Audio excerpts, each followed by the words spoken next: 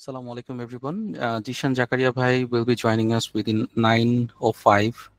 So let's wait for a few minutes for him.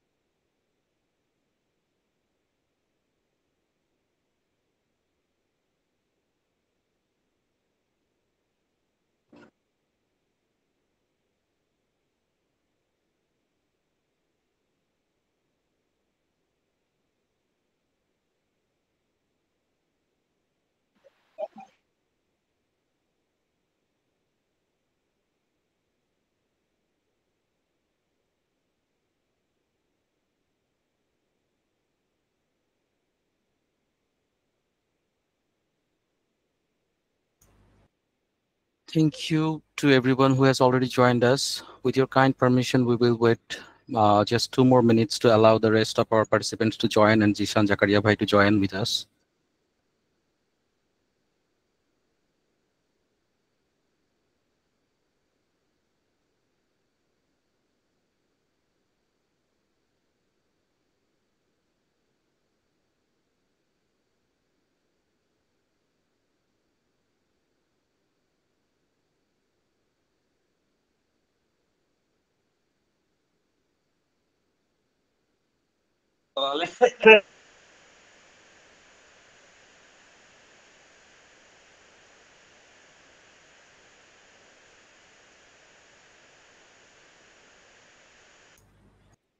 Assalamu alaikum, Jishan Bhai.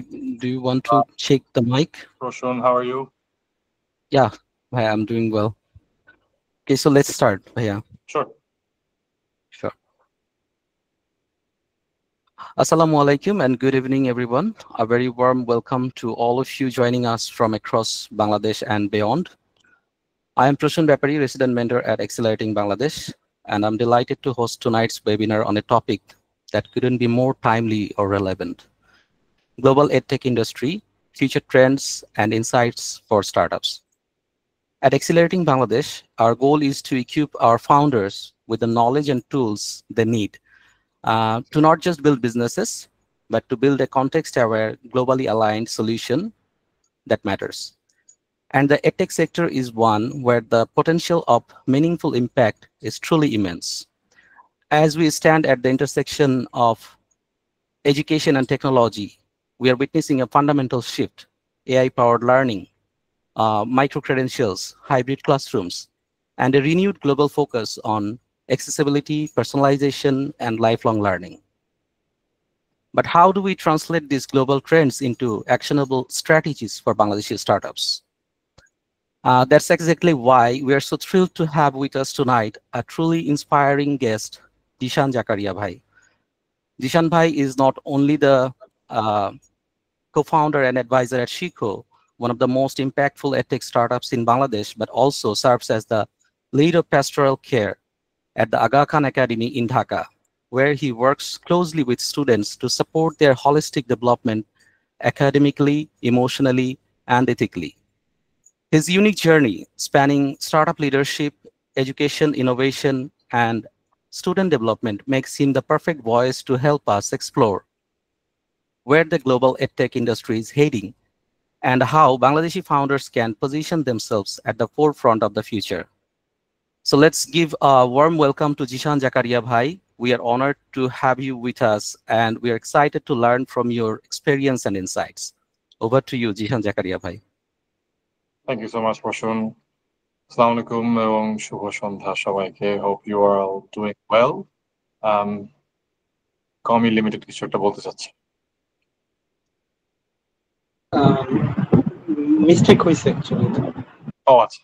So সবার আগেই বলবো যে আমি অনুরোধ করব সবাইকে ভিডিও অন করতে.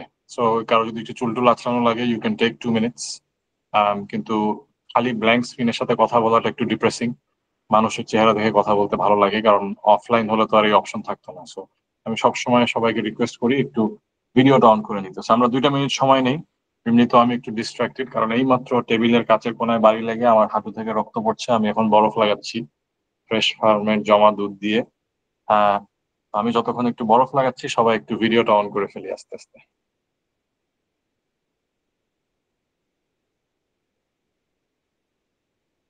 আরিফ ভাই আজকে আসবে প্রশ্ন?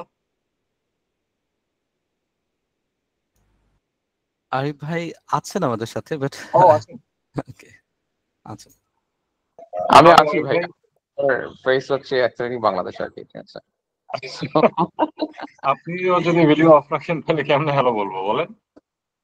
সবাই একটু কাইন্ডলি ভিডিও অন করে ফেলি.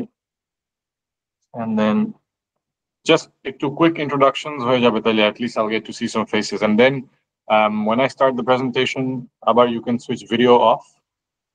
আমি প্রেজেন্টেশন শুরু করার পরে এমনিতেও কাউকে দেখতে পারি না, আমি খালি আমার প্রেজেন্টেশনই দেখতে পারি. তখন আর কাউকে দেখা যায় না. প্রেজেন্টেশন শেষ করে আমরা আবার আরে আয়াজ ভাই কি অবস্থা? Good to see you. Hey, Zishan, hi.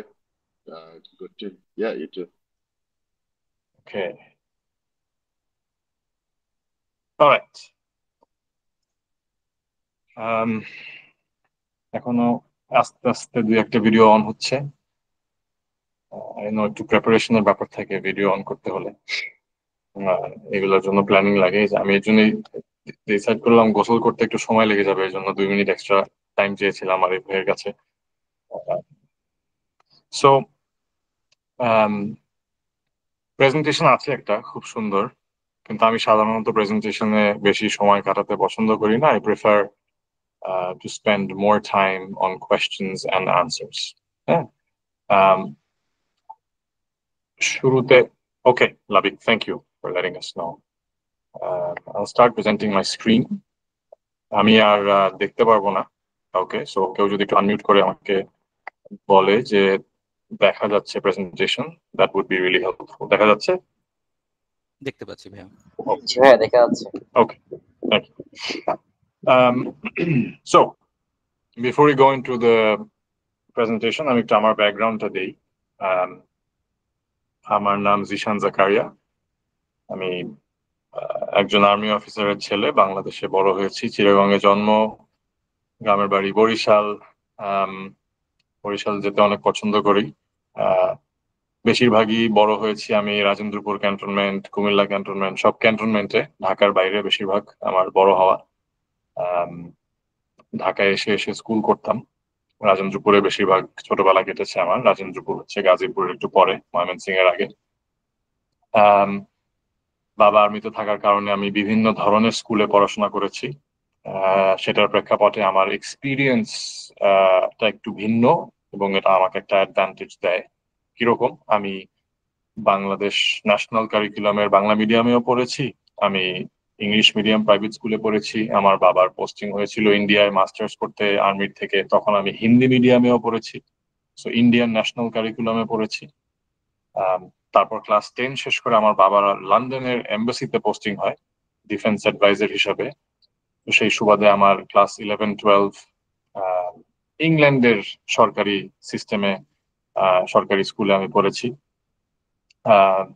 তারপর ইউনিভার্সিটিতে গিয়েছি রয়্যাল হলওয়ে। আমি ইকোনমিক্স আর ম্যাথমেটিক্সে পড়াশোনা করেছি। তারপরে ইন্টারন্যাশনাল পলিটিক্সে একটা মাস্টার্স করেছি আরো বেশি দরজা খোলার জন্য, ওয়ার্ল্ড ব্যাংক সব জায়গায় যাতে দরজা খুলে। তারপর আমি ফাইন্যান্সিয়াল ইনস্টিটিউশনে কাজ করেছি, একটি অ্যাকাউন্টেন্সি অ্যান্ড কনসালটেন্সি ফার্মে, বিকজ ছোটবেলা জিশান জাকারিয়া ভেবেছিল জীবনে টাকাই সব। 16 বছর বয়সে রিসার্চ করে দেখেছি ব্যাংকে চাকরি করলে সবচেয়ে বেশি কামানো যায়, সেইভাবেই পড়াশোনা করেছি। 6 মাস কাজ করার পরেই রিয়েলাইজ করেছি যে এই মানুষ আমি না, আমি এমন কিছু করতে চাই যেটাতে মানুষের সাহায্য হয় ডিরেক্টলি। আমি তখন শিক্ষকতায় ঢুকে যাই। 10 বছর পর, 16 বছর পার হয়ে 10 বছর পর, 26 বছর বয়সে জিশান জাকারিয়া রিয়েলাইজ করলো যে না, টাকা জীবনে সব না, মাথার উপর ঠাই হলেই হবে। আমি এমন কিছু করতে চাই যেটা দিয়ে আমি ডাইরেক্ট মানুষকে ইম্প্যাক্ট করতে পারি দৈনিক জীবনযাত্রায়। সো আমি তখন শিক্ষকতায় ঢুকে যাই যুক্তরাজ্যে। আমি যুক্তরাজ্যেই বসবাস করতাম। আমি 16 বছর দেশের বাইরে ছিলাম। যুক্তরাজ্যে আমার শিক্ষকতা প্রশিক্ষণ। আমি আরেকটা মাস্টার্স করি যেটা টিচার ট্রেনিং এর জন্য। তারপর আমি যুক্তরাজ্যে প্রায় 5.5 বছর চাকরি করার পর আমি ব্রুনাই দারুস সালামে 2 বছর চাকরি করি। তারপর আমি বাংলাদেশে ফিরে আসি। আমি ইন্টারন্যাশনাল স্কুল ঢাকায় জয়েন করি, 1 বছর আরো শিক্ষকতা করি। তারপর আমি লিডারশিপে ঢুকে যাই। লিডারশিপ বলতে আমি তখন একটা ক্লাস নিতাম খালি, বাট আমার মেইন কাজ ছিল বাচ্চাদের প্যাস্টোরাল কেয়ার যেটাকে বলে, এটাই করতাম আইএসডি তে। ওভারঅল ওদের ওয়েল বিইং সব দিক দিয়ে, ও যদি পড়াশোনায় খারাপ করে আমি তাহলে বোঝার চেষ্টা করি কেন পড়াশোনায় খারাপ হচ্ছে, কোন সাবজেক্টে খারাপ হচ্ছে, ওর জন্য একটা ইন্ডিভিজুয়ালাইজড প্ল্যান বানানো। অবভিয়াসলি ততক্ষণে আমার অলরেডি 10 বছর হয়ে গেছে শিক্ষকতার দুনিয়ায়। সো কারিকুলাম ডিজাইন থেকে শুরু করে বিদেশে যেভাবে সবকিছু করানো হয় সেভাবেই আমি শিক্ষা নিয়েছি। সো যেভাবে আমি বিভিন্ন স্কুলের মাধ্যমে পড়েছি, ঠিক একইভাবে আমি শিক্ষকতা করেছি ব্রিটিশ সরকারি স্কুলে। আমি শিক্ষকতা করেছি, সেটা পুরোপুরি ব্রিটিশ সিস্টেম। আমি শিক্ষকতা করেছি মিক্সড স্কুলে। সো ব্রুনাই দারুস সালামে যে স্কুলে পড়েছি, প্রাইভেট ইন্টারন্যাশনাল স্কুল, ওরা ক্লাস 6 থেকে 10 IGCSE করাতো, আবার 11-12-এ IBDP করাতো। তো আইবি পড়ানোর এক্সপিরিয়েন্স হয়েছে।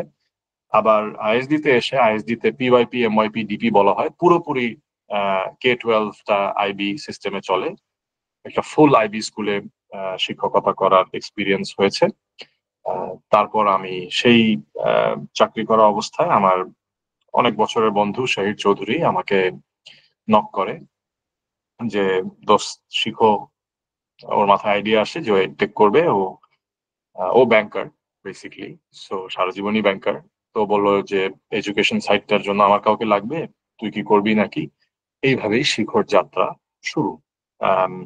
আমি খালি ওকে একটা কথাই বলেছিলাম, এবং আজকে আরিফ ভাই বললেন প্রায় 29টা এডটেক জয়েন করছে এখানে, সবই এডুকেশনের ইন্ডাস্ট্রিতে আপনারা অপারেট করছেন। এর জন্য এই পয়েন্টটা খুবই ইম্পর্টেন্ট। শাহিদ চৌধুরী যখন আমাকে অ্যাপ্রোচ করে তখন কিন্তু আমি অলরেডি দেশে থাকি, প্রায় 1 বছর হয়ে গেছে। আর আমি দেখলাম যে প্রায় 50টা এডটেক, তখন এটা 2018-19 সালের কথা। আমি দেখলাম অলরেডি দেশে প্রায় 50টা এডটেক। আমি তাদেরকে ফলো করতাম just out of curiosity, because I live and breathe education, right? সারাক্ষণ এডুকেশন নিয়ে পড়ে থাকি। আমি দেশে এসে সাথে সাথে আলোকিত হৃদয় নামে একটি অর্গানাইজেশন জয়েন করি যারা টিচার ট্রেনিং করে, যাদের মিনিস্ট্রি অফ এডুকেশনের সাথে পার্টনারশিপ আছে, 5টা পাইলট স্কুল আছে। আমি ভলেন্টারিলি তাদের জয়েন করি, এবং আমাকে তারপর তারা তাদের বোর্ডে এক্সিকিউটিভ অ্যাডভাইজার হিসেবে তাদের বোর্ডে জয়েন করান। এখনো আমি তাদের সাথে আছি, তাদের সাথে কাজ করছি। এই অবস্থায় আমাকে শাহিন নক করে। তো তখন আমি যেটা খেয়াল করলাম, এই পয়েন্টগুলো ইম্পর্টেন্ট, এবং আমি এই মুহূর্তে বলতে চাই, আশা করি সবাই একটি কাগজ আর কলম নিয়ে বসেছে। জীবনে যত মিটিং, যত প্রেজেন্টেশনে যাবেন, লেখার অভ্যাস বজায় রাখবেন, আইপ্যাড, ল্যাপটপ অথবা কাগজ কলম। কখন কোন পয়েন্ট আপনার ভবিষ্যতের জন্য লাভবান হয়ে যায়, ইউ নেভার নো। হ্যাঁ, তো সবকিছু লিখে রাখা উচিত, যতই স্মরণ শক্তি ভালো হোক না কেন। আমি তখন দেখলাম যে বেশিরভাগ এডটেকই হযবরল অবস্থা। কিরকম? সবাই সবকিছু করতে চায়। ক্লাস 6 to 10 এর কোর্সও বানাতে চায়, বুয়েটে কিভাবে ভর্তি হবে সেই কোর্সও করতে চায়, মেডিকেলে কিভাবে ভর্তি হবে সেই কোর্সও করতে চায়, ইংলিশ, স্পোকেন ইংলিশ কিভাবে ভালো করবে সেটাও শিখাতে চায়, আইএলটিএসও শিখাতে চায়। এটা হচ্ছে মানে একটা রেস্টুরেন্ট প্রথমবারের মতো খুলে যদি এখন ইন্ডিয়ান, মেক্সিকান, ইটালিয়ান সব সার্ভ করে, যতই ভালো বাবুর্চি হোক, ভালো কোয়ালিটি মেনটেন করা অসম্ভব। হ্যাঁ, ক্লাসরুম নামে একটা কোম্পানি আমার চোখে পড়েছিল, আহ, এবং তারা খুব ভালো কাজ করছিল অ্যাকচুয়ালি, তারা অ্যানিমেশনও বানাচ্ছিল। কিন্তু তাদের অ্যাপ যখন লঞ্চ হলো, এটা শাহির আমাকে নক করার আগে, ওই এটাই আমি খেয়াল করলাম যে ওই অ্যাপের ভিতর পৃথিবীর সব কোর্স, এবং সব কোর্সে খালি 5টা করে ক্লাস আর ভিডিও, আর বাকি সব কিছুতে লেখা কামিং সুন। এটা দেখি সাথে সাথে আমি আমার যারা কলিগ আছে তাদের সাথে আমরা সব এডুকেশন ইন্ডাস্ট্রি নিয়ে ডিসকাশন করতাম, আমি সাথে সাথে তাদেরকে বললাম যে এই ক্লাসরুম মরে যাবে, টিকবে না। হুম এরকম 2019 থেকে এই পর্যন্ত আমি অনুমান করছি কয়েকশো এডটেক অলরেডি মারা গেছে, রাইট? সো এটা বললাম এই কারণে যাতে আপনারা যেখানেই আপনাদের যাত্রায় আছেন এই এডটেকের দুনিয়ায়, please try to focus on as little as possible initially. পরে গিয়ে আপনি 100টা কোর্স করেন, অসুবিধা নেই। আগে অল্প সংখ্যক কোর্সকে নিয়ে সাকসেস অ্যাটেইন করার চেষ্টা করবেন। সেই জায়গায় সাকসেস অ্যাটেইন করলে তারপর আপনি অন্যান্য জায়গায় যাবেন। আমি শাহিদকে 2টা শর্ত দিয়েছিলাম, কারণ আমার দাদা চাকরিজীবী, আমার বাপ চাকরিজীবী, আমি চাকরিজীবী। হ্যাঁ, আমি বড় ঝুঁকি নেওয়ার পরিবার থেকে আসিনি, কেউ ব্যবসায়ী নেই। আমার বাবা, দাদা, দাদার বাবা, আমার বড় আব্বা, সবাই চাকরিজীবী ছিলেন। তো আমি তখন শাহিদকে বললাম 2টো জিনিস। এক হচ্ছে আমি যে ইনকাম করি তার অন্তত 75% আমাকে যখন শিখো দিতে পারবে, আমি শুধুমাত্র তখন চাকরি ছাড়বো। এবং আমার হিসাবে সেটার জন্য অ্যাটলিস্ট $500,000 ফান্ডিং রেজ করা লাগবে। সো যতদিন না আমরা $500,000 রেজ করবো, তুই আমাকে চাকরি ছাড়তে বলতে পারবি না। আমি ছাড়বো না বলেও লাভ নেই। এটা হলো শর্ত নাম্বার 1। শর্ত নাম্বার 2 হচ্ছে যে একটা কোর্স বানাবো। সো শিখো যদি কেউ জার্নি ফলো করে থাকে, খালি এসএসসি জেনারেল ম্যাথস এর কোর্স দিয়ে আমরা যাত্রা শুরু করেছিলাম, আর কোনো কোর্স আমরা বানাইনি শুরুর দিকে। প্রথম 1 বছর খালি আমরা এসএসসি ম্যাথস নিয়ে কাজ করেছি, কারণ আমি কে বললাম আমার বিদেশে প্রশিক্ষণ আছে, আমি সব ক্রিয়েটিভ লেসন চিন্তা করতে পারবো, কিভাবে এই অ্যানিমেটেড লেসনের স্ক্রিপ্ট লিখবো, এগুলো সব করতে পারবো মানুষকে। কিন্তু মানুষকে শিখিয়ে কতগুলো মানুষকে ট্রেন করে আমি কত ভালো একটা প্রোডাক্ট তৈরি করতে পারবো, এটা আমার আগে যাচাই করতে হবে। এই হচ্ছে প্রথম কথা, রাইট? এবং দুটোতেই শাহির রাজি হয়ে গেল।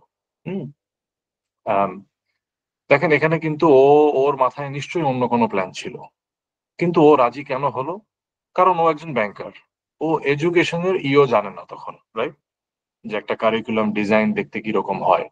সো ও এখানে কিন্তু বেশি মারপিট করলো না, বিকজ ওর আমাকে দরকার। সিম্পল একটা ক্যালকুলেশন, এটা নিয়ে কিন্তু ওপেনলি কখনো কথা হয়নি। এই সব ছোট ছোট ক্যালকুলেশন গুলা একটি কোম্পানির লাইফ সাইকেলে খুবই গুরুত্বপূর্ণ, রাইট? এইভাবে আমরা শুরু করলাম, এবং শুরু করে আমি এখন সংক্ষেপে বলে দিই আমরা আজকে কোথায় এসেছি। শিখো, আর অনেকেরই মাথায় প্রশ্ন থাকতে পারে শিখো আমি কেন ছেড়েছি, একবারে সেটাও বলে ফেলি, তারপরে আমরা সামনে আগে। তো শিখো, আমি ছিলাম শিখোতে 4 বছর।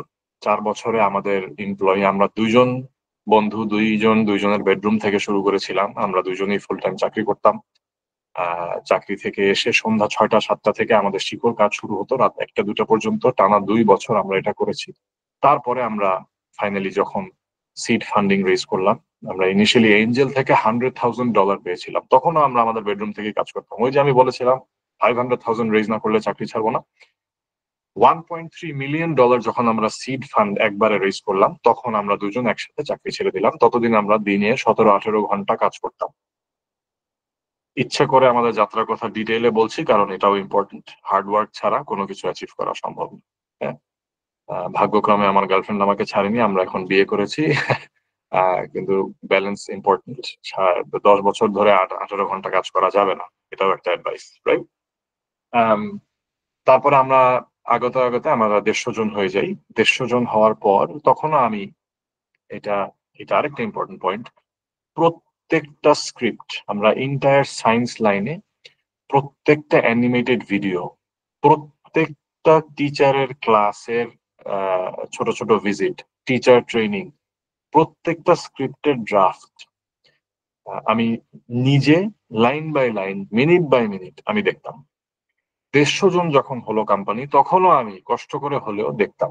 কোম্পানি যখন 400 জন হয়ে গেল, এটা আরো তার 1 বছর পর, শিখর বয়স যখন 2.5 থেকে 3 বছর, তখন আমি অ্যাজ চিফ অপারেটিং অফিসার, আমি খালি অপারেশনস নিয়েই কাজ করছিলাম। আমি আসলে পড়াশোনা ভিত্তিক, তারপরে কল সেন্টারে গিয়ে স্টুডেন্টদেরকে ফোন দিয়ে কথা বলা, তাদের তাদের তাদের অনুভূতি, আমি ওদেরকে বলতাম না আমি কে, আমি প্রিটেন্ড করতাম যে আমি কল সেন্টারের স্টাফ।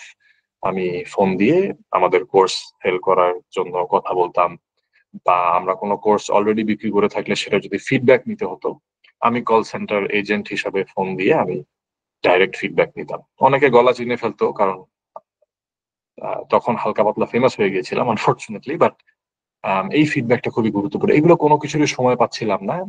আর 4 বছর কমপ্লিট হতে হতে আমার যত কিছু শেখানো সম্ভব, আমার আন্ডারে যতজন ছিল, যতগুলো টিম ছিল, আমি সবাইকে সবকিছু শিখিয়ে ফেলেছিলাম। তো এটা একটা অটো পাইলট ইঞ্জিন হয়ে গিয়েছিল। একটি সাকসেসফুল কোম্পানির সবচেয়ে বড় সিগন্যাল হচ্ছে যে আমি যদি কালকে মরে যাই, কোম্পানিতে কোনো ডিফারেন্স হবে না।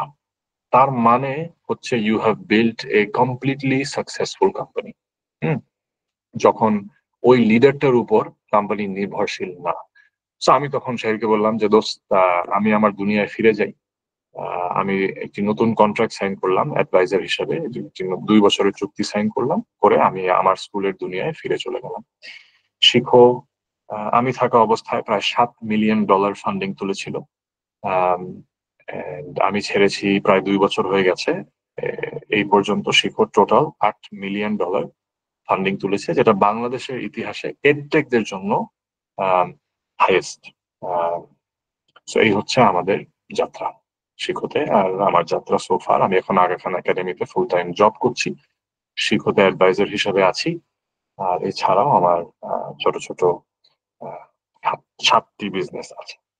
ওকে, সো যে বিজনেস গুলো পুরোপুরি নিজের সেভিংস দিয়ে বা এক্সপিরিয়েন্স থেকে কনসালটেন্সি হিসেবে জয়েন করা। Evolution of edtech. সো বিস্তারিত বলার কিছু নেই এই স্লাইডটা নিয়ে। এআই, এআর, ভিআর, আমরা 2020 থেকে 25 যদি চলে আসি, এটাই হচ্ছে সবচেয়ে গুরুত্বপূর্ণ। 2010-এর সালগুলোতে মোবাইল আর গেমিফিকেশন শুরু হয়। And currently AI is the biggest change globally.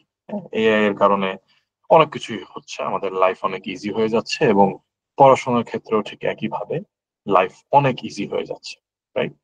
এবং এআই ছাড়া আমাদের কোনো গতি নেই, সেটা আমরা যেই ইন্ডাস্ট্রিতে হই না কেন। খুবই রিসেন্ট এক্সাম্পল, একটি মানুষ যিনি কোম্পানির জন্য কভার পেজ বানাতেন, উনি বলছিলেন যে আমি আমার আমার অন্য লাইনে কাজ করতে হবে, আমার ব্যবসা শেষ।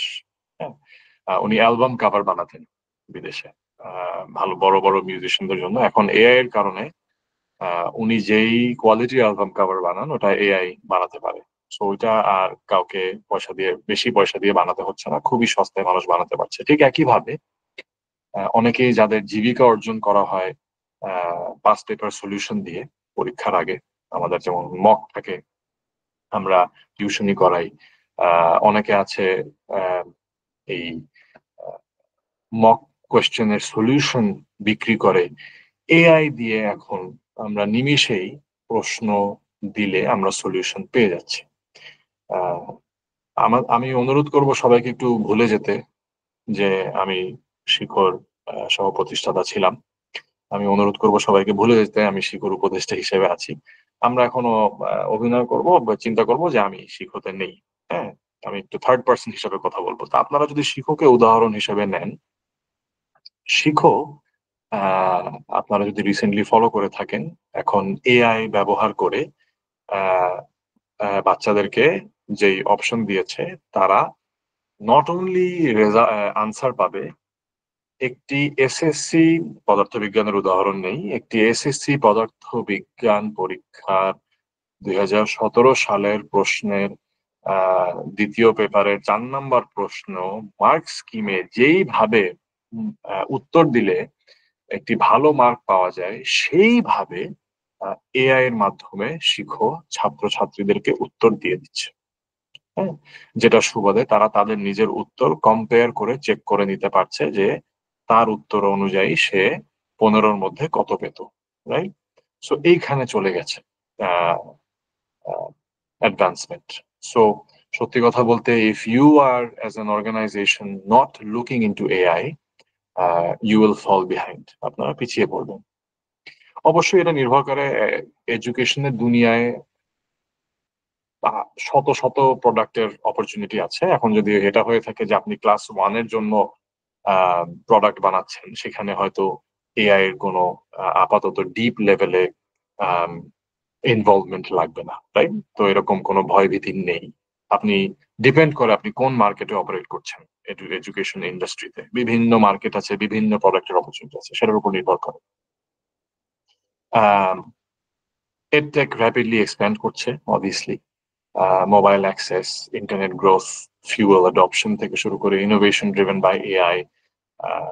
বিদেশে তো অবভিয়াসলি আজকে যুক্তরাজ্য সরকার বা অস্ট্রেলিয়ান সরকার, এরা কিন্তু সবাই অলরেডি স্কুল লেভেলে, কলেজ লেভেলে এআই ড্রিভেন ইনোভেশন ইন্ট্রোডিউস করছে, যেখানে আমরা বাংলাদেশের প্রেক্ষাপটে আমরা পিছিয়ে পড়ছি। আমরা যদি সরকারি স্কুলের কথা চিন্তা করি, হ্যাঁ, রিসেন্টলি একটা পডকাস্ট আমাকে ডেকেছিল,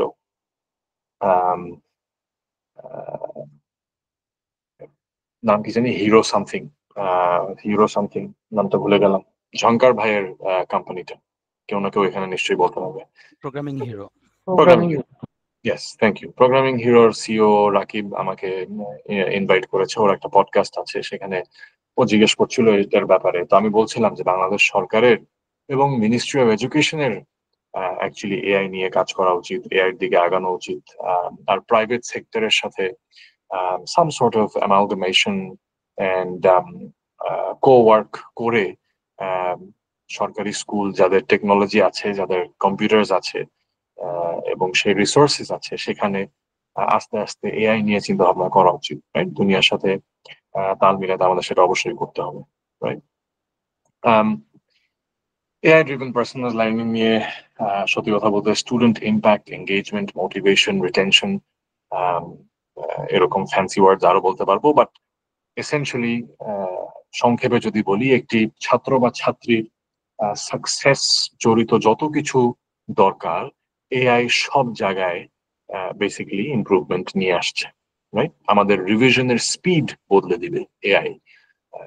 আমার যুগে, আপনার যুগে, আমি জানি না এখানে অনেকজনকে অনেক ইয়াং লাগছিল, আমি 1980 দশকে আমার জন্ম, সো 80s যাদের জন্ম, আমরা যেই পরিমাণ সময় নিয়ে আমাদের প্রিপারেশন নেওয়া হতো আমাদের বড় বড় পরীক্ষার জন্য, এআই এর মাধ্যমে কিন্তু ওই প্রিপারেশন টাইমটা অনেক কমে আসছে, right? So as an edtech, আপনি যদি এখন ক্লাস 9-10 বা এইচএসসি এসএসসি স্টুডেন্টদের লেভেলে অপারেট করেন, আপনার প্রোডাক্ট যদি তাদের জন্য হয়ে থাকে এবং আপনি তাদের জন্য কাজ করে থাকেন, আপনি যদি এআই এর মাধ্যমে তাদের লাইফটাকে ইজি করতে না পারেন, যেখানে অলরেডি বাংলাদেশের অন্যান্য কোম্পানিরা করছে, তাহলে আপনার লং টার্ম সাকসেস, লংজেভিটি কোম্পানির সেই সুযোগটা কমে যাবে, ততটা রিস্ক বেড়ে যাবে আপনার কোম্পানি মরে যাওয়ার। হ্যাঁ, আমি একটু ব্লান্টলি কথা বলি, সো কেউ কোনো কিছু মনে নিবেন না, পার্সোনালি নিবেন না, আমি জেনারেল ভাবে উপদেশ দিচ্ছি। কারণ আমি জানি আমার মুখ থেকে এখন যতই নেগেটিভ কথা বের হোক না কেন, এটা আপনাদের ভালোর জন্য। হ্যাঁ, সো আপনার কোম্পানির লং টার্ম সাকসেসের কথা চিন্তা করলে আপনাকে সবকিছু এই ধরনের জিনিস চিন্তা করতে হবে, বিশেষ করে আপনি যদি এসএসসি, এইচএসসি, ইউনিভার্সিটি লেভেলের অ্যাডমিশনের প্রোডাক্টের উপর কাজ করে থাকেন। ইমার্সিভ টেকনোলজিস, এআর, ভিআর, এইটা এখনো বাংলাদেশে এখন তেমন একটা এখনো এআর ভিআর এর ইউসেজ নেই, যদিও গ্লোবালি 2025-এর মধ্যে প্রায় $12.5 billion market. But I don't think আমাদের মতো আফ্রিকান দেশগুলোতে বা আমাদের মতো, আমরা এখন আর এলডিসির মধ্যে পড়ি না, লিজ ডেভেলপিং কান্ট্রির কাতারে পড়ি না, আমরা এখন অ্যাকচুয়ালি বর্ডার লাইন ডেভেলপিং থেকে প্রমোশন টু ডেভেলপড কান্ট্রিতে আছি। আলহামদুলিল্লাহ, মাশাআল্লাহ, Bangladesh is doing fantastic and doing really well. আসলে বেশ কয়েক বছর ধরেই ইকোনমির অবস্থা এবং economic growth rate pretty good, but তারপরেও আই থিঙ্ক টেকনোলজির টার্মসে আমরা বেশ কিছু দিক দিয়ে পিছিয়ে। এআর ভিআর থেকে আমরা এখন অনেক দূরে আছি, সেটা নিয়ে আমাদের চিন্তা করার তেমন কিছু নেই এখনো। আর সত্যি কথা বলতে, আমি একদম পার্সোনাল এক্সপিরিয়েন্স থেকে বলতে পারি, আমার খুবই ঘনিষ্ঠ বন্ধু। আমরা একসাথে ইউনিভার্সিটিতে পড়েছি। পাকিস্তানি একটা ছেলে, ও লন্ডনেই সেটেলড। ও একটা কোম্পানির জন্য কাজ করতো লন্ডনে, যেটা একটা রোমেনিয়ান বেসড কোম্পানি, যেটা লন্ডনে অপারেট করে। তারা এআর ভিআর নিয়ে কাজ করে এবং প্রাইভেট সেক্টরে মানুষের বাসায় এআর ভিআর এর মাধ্যমে গেমিং সেট আপ করে দেয়। That's the business. অথবা সিনেমা বানিয়ে দেয় একটা মানুষের বাসায়, যেটার মধ্যে এআর ভিআর এক্সপিরিয়েন্স দিয়ে দেয়। অথবা এআর ভিআর ব্যবহার করে মেডিকেল লাইনে যারা কাজ করেন, রিমোটলি সার্জারি করার জন্য প্রোডাক্ট বানায় তারা। সো একজন ডাক্তার মেশিন ব্যবহার করে চায়নায় বসে, যুক্তরাজ্যে একটা পেশেন্ট শুয়ে আছে, তার উপর সার্জারি করছে চায়নায় বসে। এই মাথা থেকে সে একটা এআর ভিআর প্রোডাক্ট পরে সে তার হাত দুটি রোবটিক আর্মের ভিতরে ঢুকিয়ে ওই মাথায় আবার রোবটিক আর্মটা মুভ করছে, তার হাতের মুভমেন্ট হচ্ছে। Highly advance staff. এসব পৃথিবীর খুবই কম সংখ্যক হসপিটালে এই লেভেলের কাজ এখন হচ্ছে। চায়নায় কিছু হসপিটালে, জার্মানিতে, জাপানে। বাট আই থিঙ্ক আমরা এইটা নিয়ে এখন বেশি চিন্তা করা লাগবে না এই মুহূর্তে। Micro learning and digital credentials. হ্যাঁ, সো মাইক্রো লার্নিং জিনিসটা কি? আমরা যখন শিখো শুরু করি, আমাদের স্বপ্ন কিন্তু ছিল যে বাচ্চারা will be teaching themselves. So self learning এর জন্য চিন্তা করেই কিন্তু শিখো বানানো। এই পার্টটা খুব কেয়ারফুলি শুনেন। হ্যাঁ, কারণ পিভট করা নিয়ে আমি একটু কথা বলবো। লাস্টের স্লাইডে এটা নিয়ে আমি আবার বলবো। আমাদের ইচ্ছা ছিল মাইক্রো লার্নিং। মাইক্রো লার্নিং বলতে আমরা ধরেন পিথাগোরাসের উপপাদ্য A square plus B square equal C square, আমরা একটি 5 মিনিটের অ্যানিমেটেড ভিডিও বানাবো, যেটা অনেক আকর্ষণীয় হবে। আমি জানি না আপনাদের ব্যাপারে, আমার ছোটবেলায় আমার স্যার আমাকে বলছে, Zishan, A square plus B square equal C square. এখন 67 নাম্বার পেজে যাও, 1 থেকে 10 সলভ করো, কারণ রিঅ্যারেঞ্জিং আমি জানি। হ্যাঁ, কিন্তু কেন এ স্কোয়ার প্লাস বি স্কোয়ার যোগ দিলে সি স্কোয়ার এর সমান কেন হয়? এই কেনর উত্তর আমার টিচার আমাকে কখনো দেয়নি। তো আমরা 5 মিনিটের ভিডিও বানিয়েছি, অ্যানিমেশন সহকারে ওদেরকে দেখিয়েছি যে কেন it make sense. And then এক দুইটি উদাহরণ ওখানের মধ্যে সলভ করেছি, তারপরে ওরা সেলফ লার্নিংটা হয়ে গেল। আমরা এই প্রোডাক্টটা বানিয়ে ভাবছিলাম এটাই করব, কারণ ইন্ডিয়াতে এরকম কোম্পানি বানিয়ে অনেক সাকসেসফুল হয়েছে, বিশাল কোম্পানি হয়ে গেছে, ইউনিকর্ন হয়ে গেছে। আমরা তারপরে দেখলাম বাংলাদেশের বাবা মা বেসিক্যালি বলল যে অ্যানিমেশন আবার কি, হ্যাঁ, পাত্তাই দিল না। বাচ্চাদের মাথা খারাপ হয়ে গেছে প্রোডাক্ট ইউজ করে, কিন্তু বাবা মা আমাদেরকে পাত্তাই দিল না। আর পয়সা তো দিবে বাবা মা, রাইট? আর আমি আর শেহির ফ্রি মডেলে বিশ্বাস করি না, কারণ ফাটাফাটি কোয়ালিটির জিনিস দিতে হলে কিছুটা হলেও আমাদের চার্জ করতে হবে। যদিও আমাদের স্বপ্ন ছিল যে মানুষের ভালো টিচারকে পে করতে 3000 টাকা দেওয়া লাগে, একটা সাবজেক্টের জন্য 2000 টাকা দেওয়া লাগে, নিম্নে 1000 টাকা দেওয়া লাগে। আমরা ভালো ভালো লেসন দিব এবং আমরা 100 টাকা চার্জ করব, সাবজেক্ট প্রতি 100 টাকা। সো 1000 টাকায় 10টা সাবজেক্ট কভার হয়ে যাবে মাসে। তারপরে দেখলাম কেউ নিচ্ছে না, আমরা তখন ডিসাইড করলাম অ্যানিমেশন থামাবো না, কিন্তু আমরা তখন বাংলাদেশের প্রথম in app live class platform বানালাম, যাতে ফোনের ভিতরে লাইভ টিচার পড়াবে। বাস তখন বাবা মারা হুমড়ি খেয়ে পড়লো কোর্স কেনার জন্য, রাইট? এটা নিয়ে আমি লাস্ট স্লাইডে আবার বলবো বিস্তারিত।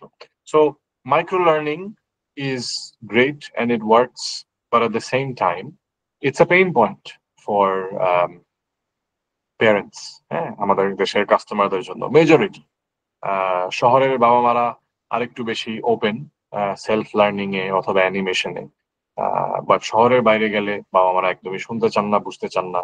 তাদের কথা হলো টিচার কোথায়, বাস। আর কোনো নিজে দেখে শিখবে, নিজে বসে শিখবে, এটাতে তারা বিশ্বাসী না।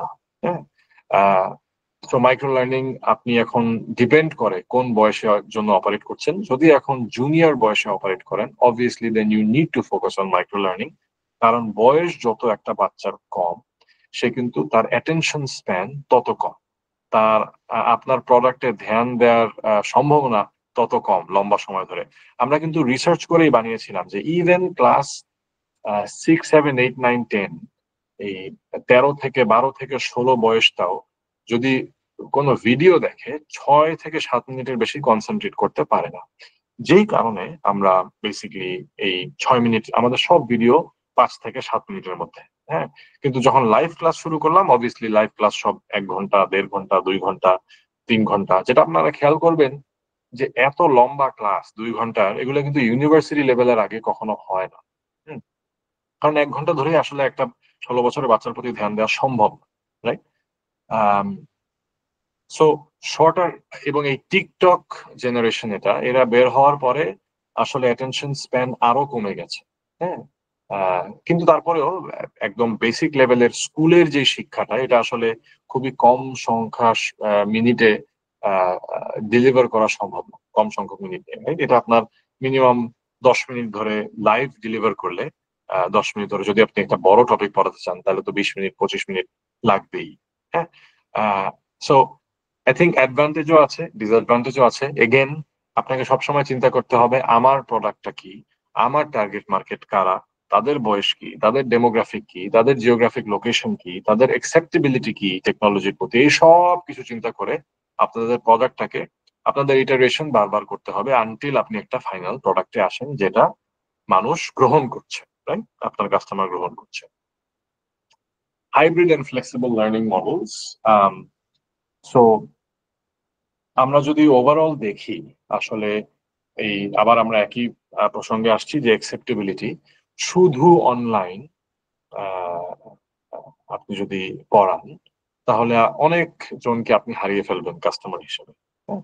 কারণ আপনি খেয়াল করবেন যে বাংলাদেশের সবাই কিন্তু এসিএস, 10 মিনিট স্কুল আর শিখর কাছে পড়ে না, অথবা বন্দি পাঠশালা, রাইট? এগুলো হচ্ছে সবচেয়ে বড় বড় কয়েকটা কোম্পানির নাম বললাম। সবাই কিন্তু সবচেয়ে বড় এখনো উদ্ভাস অনলাইনেও পড়ায়, সবাই কিন্তু উদ্ভাসে পড়ে না, বা সবাই উদ্ভাসের অনলাইনে পড়ে না। এখনো মেজরিটি পড়ে সামনাসামনি, এটাই হচ্ছে বাস্তবতা। সেটা আপনার স্কুলের টিচার তার বাসায় গিয়ে হোক, অথবা উদ্ভাসের মতো কোচিং সেন্টার হোক। সো এই কারণেই ইন্ডিয়াতে আমরা এখন একটা এক্সাম্পল দিই, ফিজিক্স ওয়ালার মতো কোম্পানি অনেক সাকসেসফুল। সো ফিজিক্স ওয়ালা কি করে? ফিজিক্স ওয়ালা কম্বাইন করে অনলাইন এন্ড অফলাইনকে, যেটাকে আমরা ব্লেন্ডেড লার্নিং বলি, রাইট? এবং এই ব্লেন্ডেড লার্নিং দিয়ে ফিজিক্স ওয়ালা খুবই তাড়াতাড়ি ইউনিকর্ন হয়ে যায়।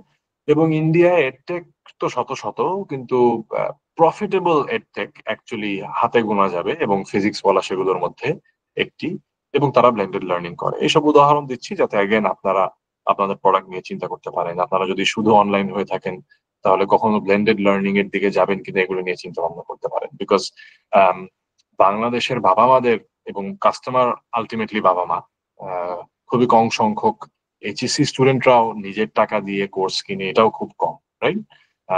আমাদের কালচার পুরোপুরি ভিন্ন। আমরা বিদেশিদের মতো, বিদেশে 16 বছর বয়স থেকে বাচ্চারা চাকরি করে, স্কুলের পর তারা শনিবার রবিবার তাদের উইকেন্ড, তারা 8 ঘন্টা চাকরি করে, তারা টাকা কামায়, সেই টাকা দিয়েই তাদের পকেট মানি হয়ে যায়। তারা চাইলে নিজের ফোন কিনতে পারে অনেকদিন টাকা জমায়, যেটা আমাদের দেশের বাচ্চারা কখনো পারবে না। আপনার আপনার কাস্টমার অবভিয়াসলি স্টুডেন্টস, বাট আপনার পেইং কাস্টমার সবসময় 90% অফ দ্য টাইম বাবা মা, রাইট? 90% অফ দ্য টাইম, 90 বলবো না, 99, 1% হয়তো হতে পারে নিজে টিউশনি করে নিজে সিদ্ধান্ত নিচ্ছে, রাইট? অথবা বাবা আমার টাকা নেই, সো সে টিউশনি করে তারপরে নিজের সিদ্ধান্ত নিচ্ছে সেটার জন্য কোথাও ভর্তি হচ্ছে। So whilst there is plenty of flexibility for online products, you should always think about blended learning. And obviously the trend, because physics ওয়ালা শত শত অনলাইন টেকের পর ফিজিক্স ওয়ালা এসে খাঁটি বাংলায় যেটাকে বলে ফাটায় ফেলছে, হ্যাঁ, ব্লেন্ডেড লার্নিং দিয়ে। সো ট্রেন্ড ওইদিকে, এবং সেটা নিয়ে আপনাদেরও চিন্তা করা উচিত। সরি, একটু লেখাগুলো এদিক ওদিক হয়ে গেছে। Smartphone utilization, low spec devices and global reach. So আমি সবসময় আমার ছাত্রছাত্রীদেরকে বলি, এবং আমি বিভিন্ন জায়গায় স্পিকার হিসাবে আমাকে ডাকা হয় আপনাদের মতো কোম্পানিদের সাথে কথা বলতে, বিভিন্ন ইউনিভার্সিটিতে আমি ভাষণ দিই। সবসময় একটা জিনিস আমি বলি যে স্বপ্ন বড় দেখতে কোনো টাকা লাগে না। তো স্বপ্ন সবসময় বড় দেখবেন। আপনি যে প্রোডাক্ট নিয়ে কাজ করছেন, depending on the product, your market might be পুরো দুনিয়া, নট জাস্ট বাংলাদেশ। সো আপনার প্রোডাক্ট যদি এরকম কোনো প্রোডাক্ট হয়ে থাকে যে আপনার market can be for the whole globe, তাহলে আপনার তখন চিন্তা করতে হবে যে আমি পুরো দুনিয়ায় পৌঁছাবো কিভাবে। তখন ন্যাচারালি আপনার utilization should be smartphone use করে অথবা অনলাইন, রাইট? তখন আর তো ব্লেন্ডেড লার্নিং এর প্রশ্ন আসছে না। সো মোবাইল লার্নিং এন্ড অ্যাক্সেসিবিলিটিকে আপনি কতভাবে ব্যবহার করতে পারেন, এবং সেটার বিগেস্ট অ্যাডভান্টেজ হচ্ছে যে আপনার মার্কেট তখন ইজ লিমিটলেস। অবভিয়াসলি আপনি যদি এখন বাংলা ভাষায় অপারেট করেন, আপনার প্রোডাক্ট বাংলা ভাষায় হয়ে থাকে, তাহলে আর আপনি বিদেশে পাড়ি দিতে পারবেন না। বিদেশে পাড়ি দিতে পারবেন, তারপরেও সেটা হচ্ছে আপনার প্রবাসী বাঙালিদের সন্তানদের আপনি প্রোডাক্ট প্রোভাইড করতে পারবেন। কিন্তু আসলে সত্যি কথা বলতে সেই মার্কেটটা তেমন আহামরি বড় সাইজের না যে আপনার কোনো ভিসির এক্সাইটেড হয়ে আপনাকে অনেক টাকা দিবে, রাইট? বাংলাদেশের মার্কেটটাই যথেষ্ট বড়। আমরা যেহেতু ওয়ার্ল্ডের 7th largest population. Challenges for edtech startups. So market research, product market fit, and funding. Product market fit is actually the biggest thing that you should be thinking about. Funding আরো অনেক পরে। Product market fit সবচেয়ে গুরুত্বপূর্ণ জিনিস। Product market fit যদি না হয়ে থাকে, তাহলে ফান্ডিং এমনিতেও আসবে না। বিকজ একটা মানুষ যতই বিদেশি হোক না কেন, সে আপনাকে মিট করেও তারপরে সে অনেক গবেষণা করে তারপরে আপনার উপর টাকা সে রিস্ক নিবে, এবং সেই গবেষণায় সে বোঝা যাবে যে আপনার প্রোডাক্ট মার্কেট ফিট ঠিক আছে নাকি না। যেই কারণে আমরা যখন ভিসিতে গেলাম, ততক্ষণে আমাদের অলরেডি এঞ্জেলরা হয়তো এই লেভেলে যাচাই করবে না, বিকজ তাদের এক্সপার্টিজ অত নেই। এঞ্জেলরা বেসিক্যালি বিভিন্ন রেঞ্জের হতে পারে।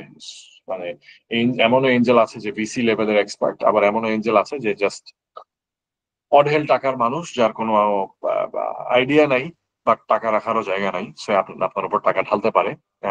বাট এঞ্জেল থেকে ভিসিতে যাওয়ার আগে আপনার প্রোডাক্ট মার্কেট ফিটটা absolutely has to be rock solid. So for example, আমরা আর্লি অন উই রিয়েলাইজ যে অ্যানিমেশন শুধু বাবা মারা কিনবে না। আমরা তখন কি করলাম, আমরা লাইভ ক্লাস নিয়ে আসলাম এবং আমরা বললাম লাইভ ক্লাস কিনলে অ্যানিমেশন ফ্রি। বিকজ অ্যানিমেশন আমি একবার বানাই ফেললে তো আমার আর খরচ নাই, রাইট? আমার একটা ফ্রি দিতে অসুবিধা নাই। সো এটা একটা হিউজ ফিচার, বিকজ বাংলাদেশের শিক্ষক একমাত্র যে অ্যানিমেশন এখন করে, বিকজ এটা এক্সপেন্সিভ। আমরা অ্যাফোর্ড করতে পারি, আমাদের অনেক ফান্ডিং তুলেছি আমরা আলহামদুলিল্লাহ। আমরা প্রায় 5000 অ্যানিমেটেড ভিডিও বানিয়েছি।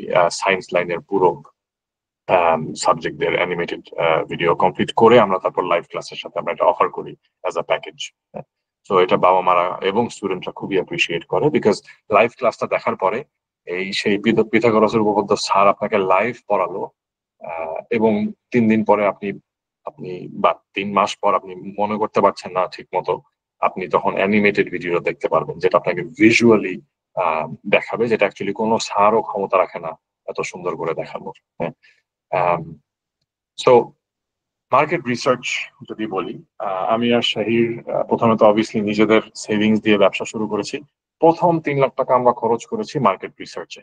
আমরা কি গ্লোবাল কোম্পানি যাদের বাংলাদেশে ব্রাঞ্চ আছে, নামটা এখন মনে নেই, তাদেরকে আমরা হায়ার করেছি যে আমরা যে ব্যবসা করব, সেই ব্যবসা যে করব, আমরা যখন ফোন আর ইন্টারনেট দরকার আমাদের বিজনেসটা করতে, রাইট? কারণ আমরা ফোনের মাধ্যমে, স্মার্টফোনের মাধ্যমেই শিখো দাঁড়াবে, এবং বাংলাদেশের বাচ্চাদেরকে ঢাকার বুয়েটের ফ্যান্টাস্টিক আসিফ ভাই যে ফাটাফাটি ফিজিক্স পড়ায়, বরিশালের গন্ডগ্রামে আমি আসিফ ভাইকে পৌঁছে দিব ফোনের মাধ্যমে। এখন বরিশালের গন্ডগ্রামে ফোন তো থাকতে হবে, ইন্টারনেট তো থাকতে হবে। এই কারণে আমরা 100টি পরিবার, শহর ঢাকা এবং চিটাগং, এবং ঢাকা এবং চিটাগংয়ের শহর থেকে শুরু করে শহরের বাইরে পর্যন্ত, গ্রাম পর্যন্ত 100টি পরিবারের উপর আমরা গবেষণা করলাম ওই কোম্পানির সাহায্যে। এবং এই স্যাম্পল দিয়ে আমরা বের করলাম কত পার্সেন্ট ফ্যামিলির ফোন আছে, কত পার্সেন্ট ফ্যামিলির ওয়াইফাই আছে, তারা মাসে কতটুকু খরচ করে। আমরা বিভিন্ন ইনকাম ব্র্যাকেটের ফ্যামিলি নিলাম এই রিসার্চের জন্য, এবং রিসার্চ করে দেখলাম যে ভালো পরিমাণ স্মার্টফোন আছে, আমরা যতটুকু অনুমান করেছিলাম তার থেকে অনেক বেশি, এবং ভালো পরিমাণ ফ্যামিলির ওয়াইফাই আছে, এবং পড়াশোনার ক্ষেত্রে ওয়াইফাই না থাকলেও একটি ইনকাম অনুযায়ী ভালো পার্সেন্টেজ ইনকামের তারা খরচ করে 4G'র উপর, শুধুমাত্র যাতে বাচ্চারা ফোন ব্যবহার করে পড়াশোনা করতে পারে। তো বাস এই কারণে আমরা শিখর যাত্রা শুরু করতে কনফিডেন্স পেলাম। তো মার্কেট রিসার্চ খুবই খুবই খুবই গুরুত্বপূর্ণ। খেয়াল করবেন, নিজের পকেটের সেভিংস থেকে 3 লাখ টাকা খরচ করেছি শুধুমাত্র গবেষণা করতে। এটা আমাদের প্রথম টাকা খরচ। তারপর আমরা বাকি সব কাজ শুরু করলাম, শিখর প্রথম কর্মচারী খোঁজা থেকে শুরু করে স্ক্রিপ্ট লেখা এটসেট্রা। ওকে, ফান্ডিং নিয়ে আমি লাস্টে বলবো, সো একটু এগিয়ে যাই। অপরচুনিটিজ আমি অলরেডি বলেছি, এআই ইন্টিগ্রেশন মাস্ট। নিশ মার্কেটস নিয়ে আপনারা চিন্তা করতে পারেন, what is your USP. For example, শিখো 10ms যা করে শিখো করে, বন্দি পাঠশালা যা করে শিখো করে, উদ্ভাস যে শিক্ষা দেয় শিখো সেই শিক্ষা দেয়, এসিএস, আপনাদের মধ্যে অনেকে শিখোর একটা ইউএসপি আছে, অ্যানিমেটেড ভিডিও, যেটা কারণে বাংলাদেশে কারণে আমরা একমাত্র 18 কোটি মানুষের দেশে, এটা আমাদের ইউএসপি। শিখো এখন এআই ইন্টিগ্রেশন করে ফেলেছে, এটা আমি জানি না কয়জন করেছে, but I would think we are one of the first. So try to be a pioneer, try to find niche markets যেখানে, বিকজ শিখো যখন নেমেছে মাঠে, তখন ক্লাসরুম যারা অ্যানিমেশন করতো ওরা অলরেডি ভেন্টিলেটরে, তারপরে কিছুদিন পরেই তারা মারা যায় কোম্পানি হিসেবে। সো শিখো তখন অটোমেটিক্যালি একটা USP, right, because no one was doing animation. কিছু কোম্পানি পরে অ্যাটেম্প্ট নিয়েছিল, রিয়েলাইজ করেছে যে এটা কত expensive, and they gave up. Collaborations, partnering with educational institutions for credibility and reach. I mean, honestly, this goes for any industry. Tech বলে না, কোনো কথা না, সবসময় পার্টনারশিপস হেল্প। আপনার উইকনেসেস নিয়ে চিন্তা করবেন যে আমার কোম্পানি হিসেবে দুর্বলতা কোথায়, আমি কার সাথে পার্টনারশিপ করলে এই দুর্বলতা দূর করতে পারবো, সেভাবে আপনি পার্টনারশিপ এবং কোলাবোরেশনস করবেন, যাতে আপনার কোম্পানির লাইফ সাইকেল আরো লম্বা হয় এবং আরো মজবুত হয়। Case study, recently Eruditus ইন্ডিয়াতে 150 million raise করেছে in Series F funding, reaching a valuation of $3 billion. Strategy, investing in AI teaching products and expanding enterprise course offering. So again, AI কতবার এসছে আপনারা দেখতেই পাচ্ছেন, demonstrates the potential for growth and innovation in emerging markets. So তাদের AI ব্যবহার এবং expanding enterprise course offerings, যেটা ডিটেইলে আপনারা গুগল করে Eruditus নিয়ে দেখতে পারবেন। But as you see, AI is there in their strategy, which attracts VCs. So, আমি একটু presentation share করা বন্ধ করি, stop sharing, আবার সবাই ভিডিও অন করে ফেলি, যেটা বললাম। বিশেষ করে যদি কেউ প্রশ্ন করে, blank screen কে উত্তর না দিয়ে, it would be nice to give an answer to a face. Funding নিয়ে যদি এখন বলি, যেটা বললাম, পৃথিবীতে অনেক মানুষের অনেক টাকা আছে। এঞ্জেল যখন চুজ করবেন, কাইন্ডলি একজন চেষ্টা করবেন, হতেই পারে সেই অপরচুনিটি হলো না, বাট চেষ্টা করবেন এঞ্জেল এমন একজন চুজ করতে যে টাকা ছাড়া আপনাকে আরো কিছু বেনিফিট দিতে পারে। এটা should be your number one priority. হ্যাঁ, ধরেন আপনার বিজনেসের জন্য এখন 25 লাখ টাকা লাগবে আগামী 3 মাস অন্তত সার্ভাইভ করতে, আর একটা অ্যাপ ডেভেলপ করতে, ওইটা দিয়ে আপনি তারপরে ভিসি অ্যাপ্রোচ করতে পারবেন। হ্যাঁ, বা 6 মাস সার্ভাইভ করার জন্য 25 লাখ টাকা লাগবে। এখন বাংলাদেশে 25 লাখ টাকা দেওয়ার মতো মানুষ, উদাহরণস্বরূপ বলছি, আপনি হয়তো পাবেন 10,000, কিন্তু 10,000-এর মধ্যে 25 লাখ দিতে পারবে 10,000 মানুষ, কিন্তু ওই 25 লাখের সাথে আপনাকে স্ট্র্যাটেজি বা আপনাকে আরো ভিসির সাথে কানেক্ট করায় দেওয়া, বা আরো বড় বড় এঞ্জেলের সাথে কানেক্ট করায় দেওয়া, বা স্টার্টআপ দুনিয়াতে আপনাকে নেটওয়ার্কিং ইভেন্টে নিয়ে যাওয়া, এই ধরনের মানুষ ওই 10,000-এর মধ্যে কয়জন, এটা নিজেকে জিজ্ঞেস করবে। সেই শর্ট লিস্ট থেকে একটা মানুষ চুজ করে তারপরে 25 লাখ টাকা নেওয়ার চেষ্টা করবেন। এই আর ফান্ডিং এর ক্ষেত্রে যদি আপনার এখন বড় গোল হয়ে থাকে, বড় মার্কেট, ভিসিদের নাম্বার ওয়ান প্রশ্ন হচ্ছে মার্কেট সাইজ কি। এটা হচ্ছে নাম্বার ওয়ান প্রশ্ন।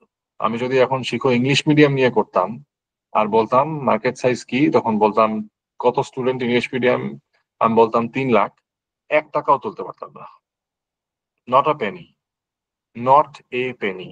3 লাখ মার্কেট সাইজের জন্য কোনো বড় ভিসি, মাঝারি সাইজের ভিসিও কখনো 1 টাকাও দিবে না। So if you are ever wanting VC money, first thing is market size. You need to have a big market that you are addressing and attempting to enter and sell products to. Only then you should even think about VC. Otherwise you're an SME. আমরা startup এই শব্দটা নিয়ে obsessed, but আমাকে যে startup হতেই হবে, ওই স্পিডে আগাতেই হবে, এই ধারণাগুলাও ভুল এবং not ideal. You should ask yourself, do I have to be a startup? Can I operate like an SME? হ্যাঁ, আমি কি একটা small to medium enterprise হিসাবে অপারেট করতে পারি? Why not? If the answer is yes, then operate like an SME. Then you don't need VCs. You can just take angel money and then just grow. And then you fund yourself with your own profit. SMEs are safer, startups are riskier. So these are the primary differences. That's everything. I hope that was helpful. আমি ইচ্ছা করে aim করেছিলাম 1 ঘন্টার মধ্যে শেষ করতে, 53 minute হয়েছে। আমি আশা করছি আধা ঘন্টা সময় নিয়ে কিছু প্রশ্নের উত্তর দিতে পারবো। So please tell me,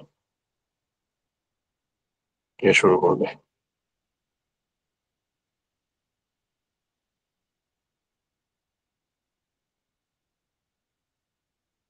Anyone? কারো কোনো প্রশ্ন?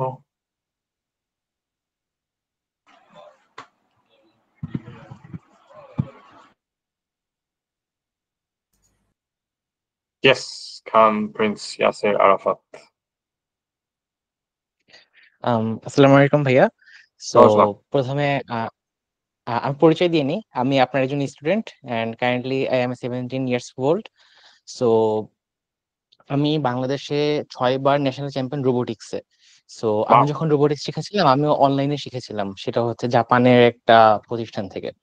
তো আমি ভাবলাম যে বাংলাদেশে তো এখন পর্যন্ত এমন কোন ইনস্টিটিউট নাই যারা কিনা হচ্ছে এসব রোবোটিক্স শেখায়।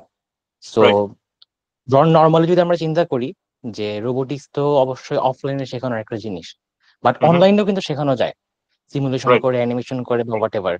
সো সমস্যাটা হচ্ছে বা আমার কোশ্চেনটা হচ্ছে যে আমরা চাচ্ছি যে উদ্ভাস যেরকম প্রত্যেকটা জেলা উপজেলায়, যেমন আপনি যেমনটা বলেন হাইব্রিড মডেল, সো ওরকম করে যেমন রোবোটিক্স শেখায়, আমরাও চাচ্ছিলাম যে প্রতিটা জেলায় বা সদর জেলায় হচ্ছে আমরা হচ্ছে ল্যাব করব এবং ল্যাবে হচ্ছে সবাই স্টুডেন্টরা শিখবে এবং একটা সাবস্ক্রিপশন মডেলে আসবে এন্ড সব ইকুইপমেন্টস গুলো ইউজ করতে পারবে, যেহেতু রোবোটিক্স এর ইকুইপমেন্ট গুলো একটু এক্সপেন্সিভ।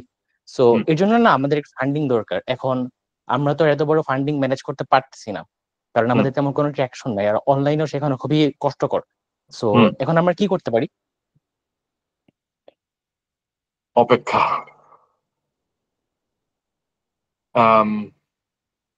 সো ইয়াসের, এখন ধরো তুমি করেই বললাম অনেক ছোট, তোমার কাছে এখন তোমার কাছে 10 কোটি টাকা আছে, তুমি একটা সাকসেসফুল বিজনেসম্যান, আর তুমি এমন জায়গায় টাকা ঢালো যেখানে তুমি জানো তুমি রিটার্ন পাবা। এখন তোমার কাছে আরাফাত আসলো, 17 বছর বয়সী একটা ছেলে, ও বললো আমি রোবোটিক্স চ্যাম্পিয়ন, 6 বার চ্যাম্পিয়ন, আমি জাপান থেকে শিখেছি, অনলাইন কোর্স করে শিখেছি, এবং আমি এটা করতে চাই। সে প্রথম প্রশ্ন যেটা একটা ইনভেস্টরের মাথায় আসবে যে বাংলাদেশের প্রেক্ষাপটে, যেখানে আমরা এখনো একটি গরিব দেশ, রাইট, আমাদের GDP per capital I don't know $2500 আশেপাশে হবে, আমি of the top of my head, right, আমি এক্সাক্টটা জানি না। এখন তুমি ঢাকা শহরের বাইরে ল্যাব করতে চাও, তোমার সাকসেসফুল হতে তোমার মিনিমাম 8টা ডিভিশনে 8টা ল্যাব করতে হবে, রাইট? তুমি এখন যখন বগুড়া, কুমিল্লা এসব জায়গায় যাবে, ওয়েরএভার, সিলেট, বাবা আমাদের স্বপ্ন কি? বাবা আমাদের স্বপ্ন হচ্ছে আমার ছেলে বা মেয়ে ডাক্তার হবে, ইঞ্জিনিয়ার হবে। বেশিরভাগ মানুষই কর্মঠ, তারা খাটনি করে, কষ্ট করে, আয় করে সন্তানদেরকে শিক্ষা প্রদান করছেন এবং টিউশনির জন্য টাকা খরচ করছেন কোনো মতে।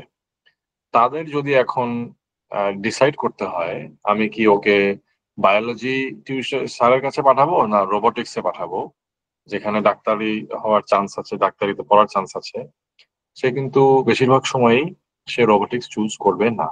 বিকজ সে চিন্তা করবে রোবোটিক্স এর লাইনে বাংলাদেশে কয়টা চাকরি আছে। হ্যাঁ, সো তখন তোমার ইনভেস্টর চিন্তা করবে যে তুমি যদি ল্যাব দাও কয়টা স্টুডেন্ট আসলে ভর্তি হতে আসবে। এখন যদি এটার উত্তর হয় যে স্যার আমরা ল্যাব দিলে আমি গ্যারান্টি দিতে পারি যে আমাদের ক্যাপাসিটি যদি হয় 50 জন স্টুডেন্টের এবং 50 জন হলেই আমরা প্রফিটেবল হয়ে যাব এবং সারা বছর ধরে 50 জন রোটেশনে কোর্স করতে থাকবে বা 100 জন উদাহরণস্বরূপ whatever, এইটা যদি তুমি প্রমাণ করতে পারো তাহলে তোমার একটা চান্স আছে। সেটা প্রমাণ করতে তোমার নিজের থেকে অন্তত একটা ল্যাব দিয়ে আগে সেটা সাকসেস তোমাকে দেখাতে হবে, তার আগ পর্যন্ত তুমি পাবে না। এই জন্যই বললাম অপেক্ষা। সো তুমি এখন এই জন্যই এটাকে বলে বুটস্ট্র্যাপিং। স্টার্টআপের দুনিয়ায় বুটস্ট্র্যাপ মানে হচ্ছে নিজের সেভিংস। তোমার 17 বছর বয়স, আই এম শিওর তোমার এই সেভিংস নেই। এখন তোমার যেটা হয় তাহলে ফ্যামিলি এন্ড ফ্রেন্ডস থেকে তুমি যদি ফান্ডিং নিয়ে অন্তত একটা ল্যাব দিতে পারো তাহলে তুমি তোমার চান্স আছে। অথবা তুমি ইউনিভার্সিটি যখন ঢুকবে তখন তুমি টিউশনি করে নিজে টাকা জমিয়ে আস্তে আস্তে আরো 3-4 জন পার্টনার নিয়ে তোমার বয়সী মানুষ একত্র হয়ে টাকা তুলে একটা ল্যাব দিয়ে তোমাকে যাত্রা অন্তত শুরু করতে হবে। ওকে, বুঝতে পারছি ভাই। এছাড়া ওকে উপায় ভাই। নেই। সাব্বির সরকার নেক্সট, তারপর ইমরানুল কবির। একটু মিউটে দিয়ে দিও প্রিন্স, থ্যাংক ইউ। হ্যালো ভাইয়া, শোনা যাচ্ছে আমাকে? হ্যাঁ শোনা যাচ্ছে। সাব্বির আচ্ছা জি ভাই, আমার কোশ্চেনটা হচ্ছে ডেটা রিলেটেড। একটু ভিডিও অন করা যায় প্লিজ? সরি ভাই, আমি একটু বাইরে আসলাম তো আচ্ছা এখন। ঠিক আছে, বাইরে থাকলে অসুবিধা নেই, বলো।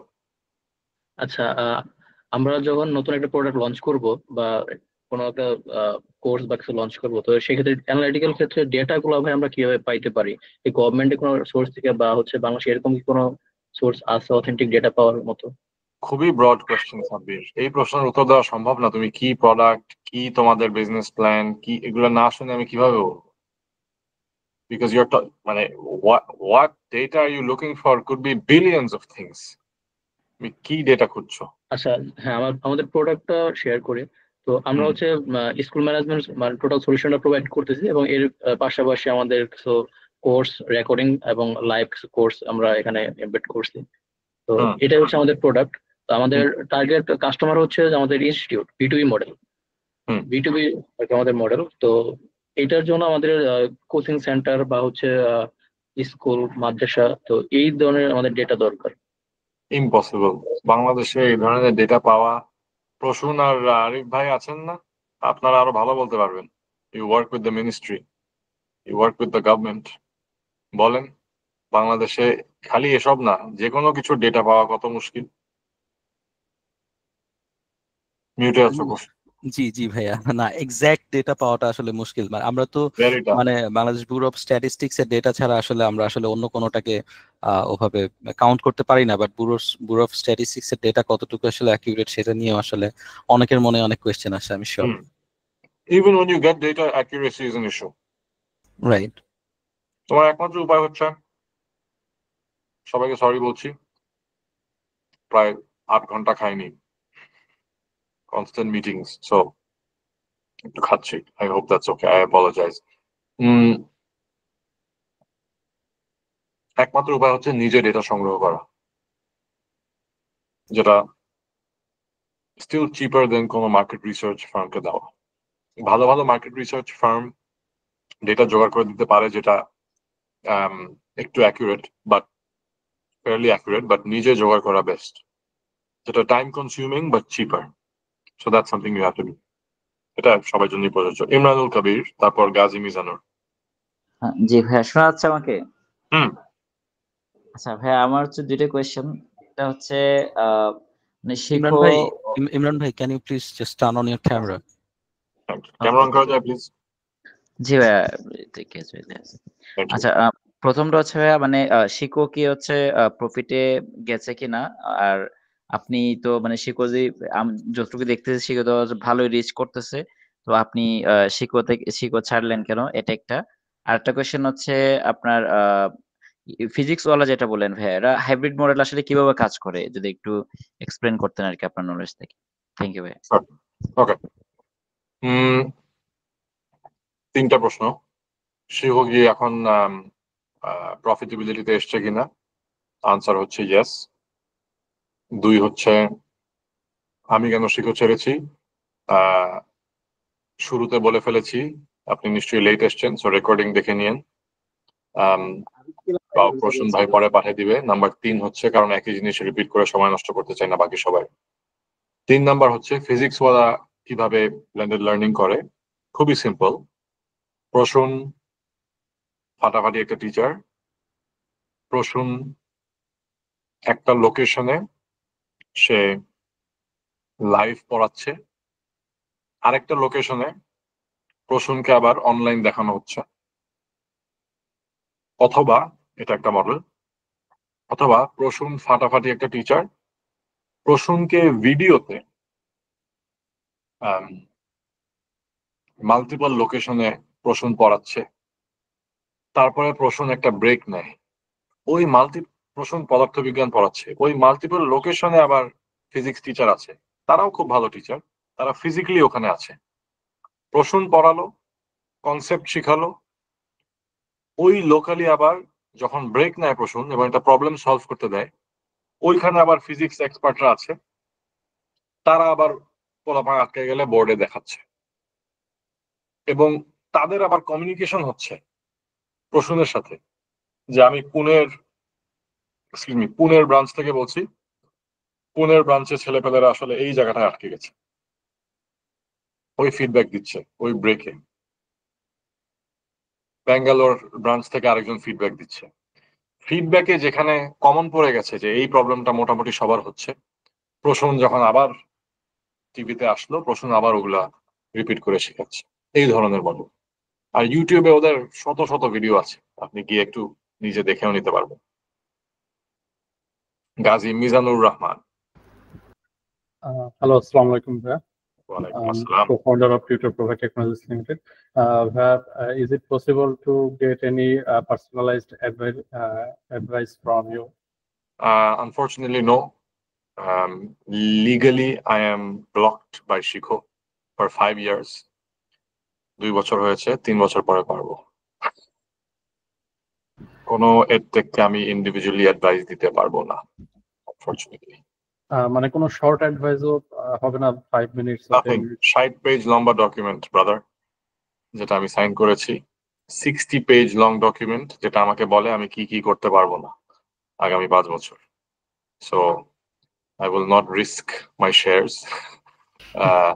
And also from an ethical standpoint, it won't be right. So আমি জেনেরিক ভাবে এডটেক ইন্ডাস্ট্রি নিয়ে কথা বলতে পারি, বাট ইন্ডিভিজুয়াল কোম্পানি এবং প্রোডাক্ট নিয়ে আমি অ্যাডভাইস দিতে পারবো না। Okay, আরো 3 বছর পারবো না, তারপরে পারবো।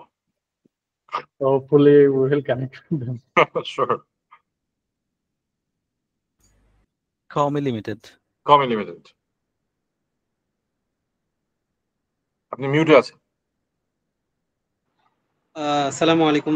বেসিক্যালি আমার দুইটা কোশ্চেন ছিল ভাইয়া। একটা হলো যে মানে কো-ফাউন্ডার পাওয়ার ক্ষেত্রে, যেমন আমি টেকনিক্যাল পারসন না, সো আমরা এই টেকনিক কাজ করছি, আমার টেকনিক্যাল পারসন পাওয়াটা, যেমন আপনি এডুকেশন ব্যাকগ্রাউন্ড থেকে যেভাবে শিক্ষকটা বিল্ড করছেন, তো টেকনোলজিক্যাল পার্টটার জন্য কো-ফাউন্ডার পাওয়ার ক্ষেত্রে যদি কিছু সাজেশন দিতেন। অ্যান্ড সেকেন্ড কোশ্চেনটা ছিল যে আমার একটা ইস্যু আছে, সেটা হলো যে আমি আসলে পার্সনদের সাথে ইনফ্রন্ট মানে সরাসরি কথা বলতে বা এই যে ক্যামেরা অন করে কথা বলতে এটা খুবই হ্যাসেল হয়। লাইক যে লাস্ট সামিতে যে শওকত হোসাইন, যিনি বাংলাদেশ ভেঞ্চার ক্যাপিটাল থেকে আছে, তো স্যারের কাছ থেকে আমি আসলে এই যে উদ্যোক্তা হওয়ার এগুলো মোটিভেশন, মানে অ্যাডভেঞ্চার 1 যখন হয়েছিল তখন থেকে ওনার কাছ থেকে দেখে দেখে দেখে দেখে আসা। তো উনি আমার কাছে আসে, বাট ওনার সাথে দেখা করব, কথা বলবো, মানে এই জিনিসটা ভিতরে মানে আর মানে হইলো না। এটা আসলে কিভাবে ওভারকাম করা যায়, মানে কিভাবে গুড স্পিকার হওয়া যায় বিহাইন্ড দ্য ক্যামেরা বা বিহাইন্ড দ্য মানে ফোনে, ওভার ফোনে আমি তো ভালো বলতে পারি, এটা ইস্যু না, বাট ফ্রন্টে যেমন আইমান সাদিক ভাই ছিল, ওনার সাথে দেখা করবো, এটা আমার হচ্ছেই না, মানে কেমন আনকমফোর্টেবল ফিল হয়, এটা অনেক হ্যাসেল দিচ্ছে। That's a problem যেটা অনেকেরই হয়। So very good questions. দুটো প্রশ্নই অনেককেই হেল্প করবে। প্রথম প্রশ্ন, শাহির কি করলো? সবার আগে নিজের লাইফের মানুষকে দেখতে হবে যে আমার জীবনে কে আছে, যে কারণ ট্রাস্ট কিন্তু একটা বিশাল সমস্যা ব্যবসার ক্ষেত্রে, রাইট? এন্ড সো আমি কাকে ট্রাস্ট করতে পারি সাধারণত শুরু সেটা হচ্ছে ফ্যামিলি, তারপর ঘনিষ্ঠ বন্ধুরা। সো আগে দেখতে হবে ফ্যামিলি বা ফ্রেন্ডদের মধ্যে কোনো আইটি ইঞ্জিনিয়ার আছে কিনা যে সলিড, তার মধ্যে বিজনেস করার ক্যাপাবিলিটি আছে কিনা নিজেকে জিজ্ঞেস করতে হবে, এটা হচ্ছে সেকেন্ড পয়েন্ট। তার মধ্যে interpersonal skills, presentability and what not আছে কিনা। অবশ্য সে যদি সিটিও হয় সে ব্যাকগ্রাউন্ডেই থাকতে পারে, তার প্রেজেন্টেবিলিটি এন্ড ওইসব স্কিলস লাগবে না, বাট সে আইটিতে ফাটাফাটি কিনা, তাকে আমি ট্রাস্ট করি কিনা। তো নিজের নেটওয়ার্ক, একান্তই যদি নিজের নেটওয়ার্কে ফ্রেন্ড আর ফ্যামিলির মধ্যে কেউ না থাকে, তাহলে আপনি কোন বিশ্ববিদ্যালয়ে পড়েছেন? আমি মাদ্রাসা থেকে পড়েছি। মাদ্রাসা লাইনে পড়েছেন। এখন মাদ্রাসা লাইনে থেকে কি আইটি ইঞ্জিনিয়ার বের হয়? না, আমরা যে মাদ্রাসা কমি মাদ্রাসাতে পড়েছি তো এখান থেকে আইটি কমিতে পড়েছেন, দাখিলে পড়েননি, রাইট? তো দাখিল থেকে দাখিলে সাবজেক্ট সব পড়া হয়, রাইট? তো তাহলে বেসিক্যালি আপনার ফ্যামিলি আর ফ্রেন্ডদেরকে নক করতে হবে যে ভাই তোমরা যারা নর্মাল লাইনে পড়েছে, রাইট, এই এসএসসি এইচএসসি লাইনে যারা পড়েছে তাদেরকে নক করতে হবে যে তোমরা যে বিশ্ববিদ্যালয়ে পড়ো ওই ইঞ্জিনিয়ারিং ডিপার্টমেন্টের কারোর সাথে আমাকে নক করে দাও, বা ডিপার্টমেন্টে আমাকে একদিন নিয়ে যাও। এরকম এইভাবে খুঁজে বের করতে হবে কাউকে যে ব্যবসায় ইন্টারেস্টেড, আপনার প্রোডাক্ট তখন আপনি বললেন। আমি এখন একটা ছোট্ট এক্সাম্পল দিই। শিক্ষকে কেউ চিনতো না, আমাকে কেউ চিনতো না, শাহিদ চৌধুরী বসে আছে লন্ডনে। শিক্ষতে আমার এখন স্ক্রিপ্ট লিখতে দুইজন লাগবে, যে ফিজিক্সের এক্সপার্ট আর ম্যাথসের এক্সপার্ট, হ্যাঁ, দুইটার যে কোনো একটা। আমি এখন ঢাকা ইউনিভার্সিটি, বুয়েট, জাহাঙ্গীরনগর এই টপ বিশ্ববিদ্যালয় থেকে মানুষ চাই। আমি কিভাবে পাবো? আমি তো কাউকে চিনি না। আমি ঢাকায় ফেরত আসছি 16 বছর পর। আমি রীতিমতো ঢাকা ইউনিভার্সিটির ক্যান্টিনে গিয়ে, আমি চাকরি করতাম ফুল টাইম, তো শুক্রবার আর শনিবার ঢাকা ইউনিভার্সিটির ক্যান্টিনে গিয়ে ডালপুরি কিনতাম। এক বাটি ডালপুরি কিনে টেবিল থেকে টেবিল গিয়ে বলতাম ভাইয়া একটু বসি। 90% মানুষ বলতো না ভাইয়া থ্যাংক ইউ। আমার দিকে তাকিয়ে তো মনে হতো চেহারা দেখে মনে হতো আমাকে পাগল ভাবতেছে। 10% মানুষ ডালপুরির দিকে তাকাইতো, ডালপুরির দিকে তাকায় হ্যাঁ বলতো। তারপর আমি আস্তে করে ডালপুরিটা আগায় দিয়ে তারপরে শিক্ষার ব্যাপারে বলা শুরু করতাম। কাউকে চিনি না ঢাকা ইউনিভার্সিটি, বুয়েট, সারা জীবন 90% ইংলিশ মিডিয়ামে পড়ছি। আমি যদি এটা করতে পারি আপনিও পারবেন। আর কিছু না হোক, ফ্রেন্ড এন্ড ফ্যামিলি যদি কাউকে না চিনে, চলে যান ব্র্যাকে গিয়ে বলেন ভাই আপনাদের সিএসসি ডিপার্টমেন্ট কোথায়, সিএসসি ডিপার্টমেন্টের ভাইরা চা খায় কোথায়। তারপর এক কাপ চা কিনে তাদের সাথে কথা বলা শুরু করে দেন, ভাই আমার নাম অমুক, আমি খুঁজতেছি। 100 জনের সাথে কথা বলেন, একজন পাবেন। কারণ আমি এভাবেই 50টা টেবিলে গিয়ে আমার প্রথম শিক্ষক কর্মচারী পাইছি। ওকে? আর কনফিডেন্স কিভাবে বাড়াবেন? ছোটবেলা থেকে আমরা যেটা শিখি খুব সহজ হয়, বড় বয়সে মুশকিল হয়। আয়মান সাদিক একটা রিসেন্ট ভিডিও বের হয়েছিল, ওর ভাইয়ের হলুদে বা বিয়েতে ও বলতেছে যাদের এরকম পাবলিক স্পিকিং এ কনফিডেন্স ইস্যুস হয়, খুবই ভালো অ্যাডভাইস দিচ্ছে আয়মান।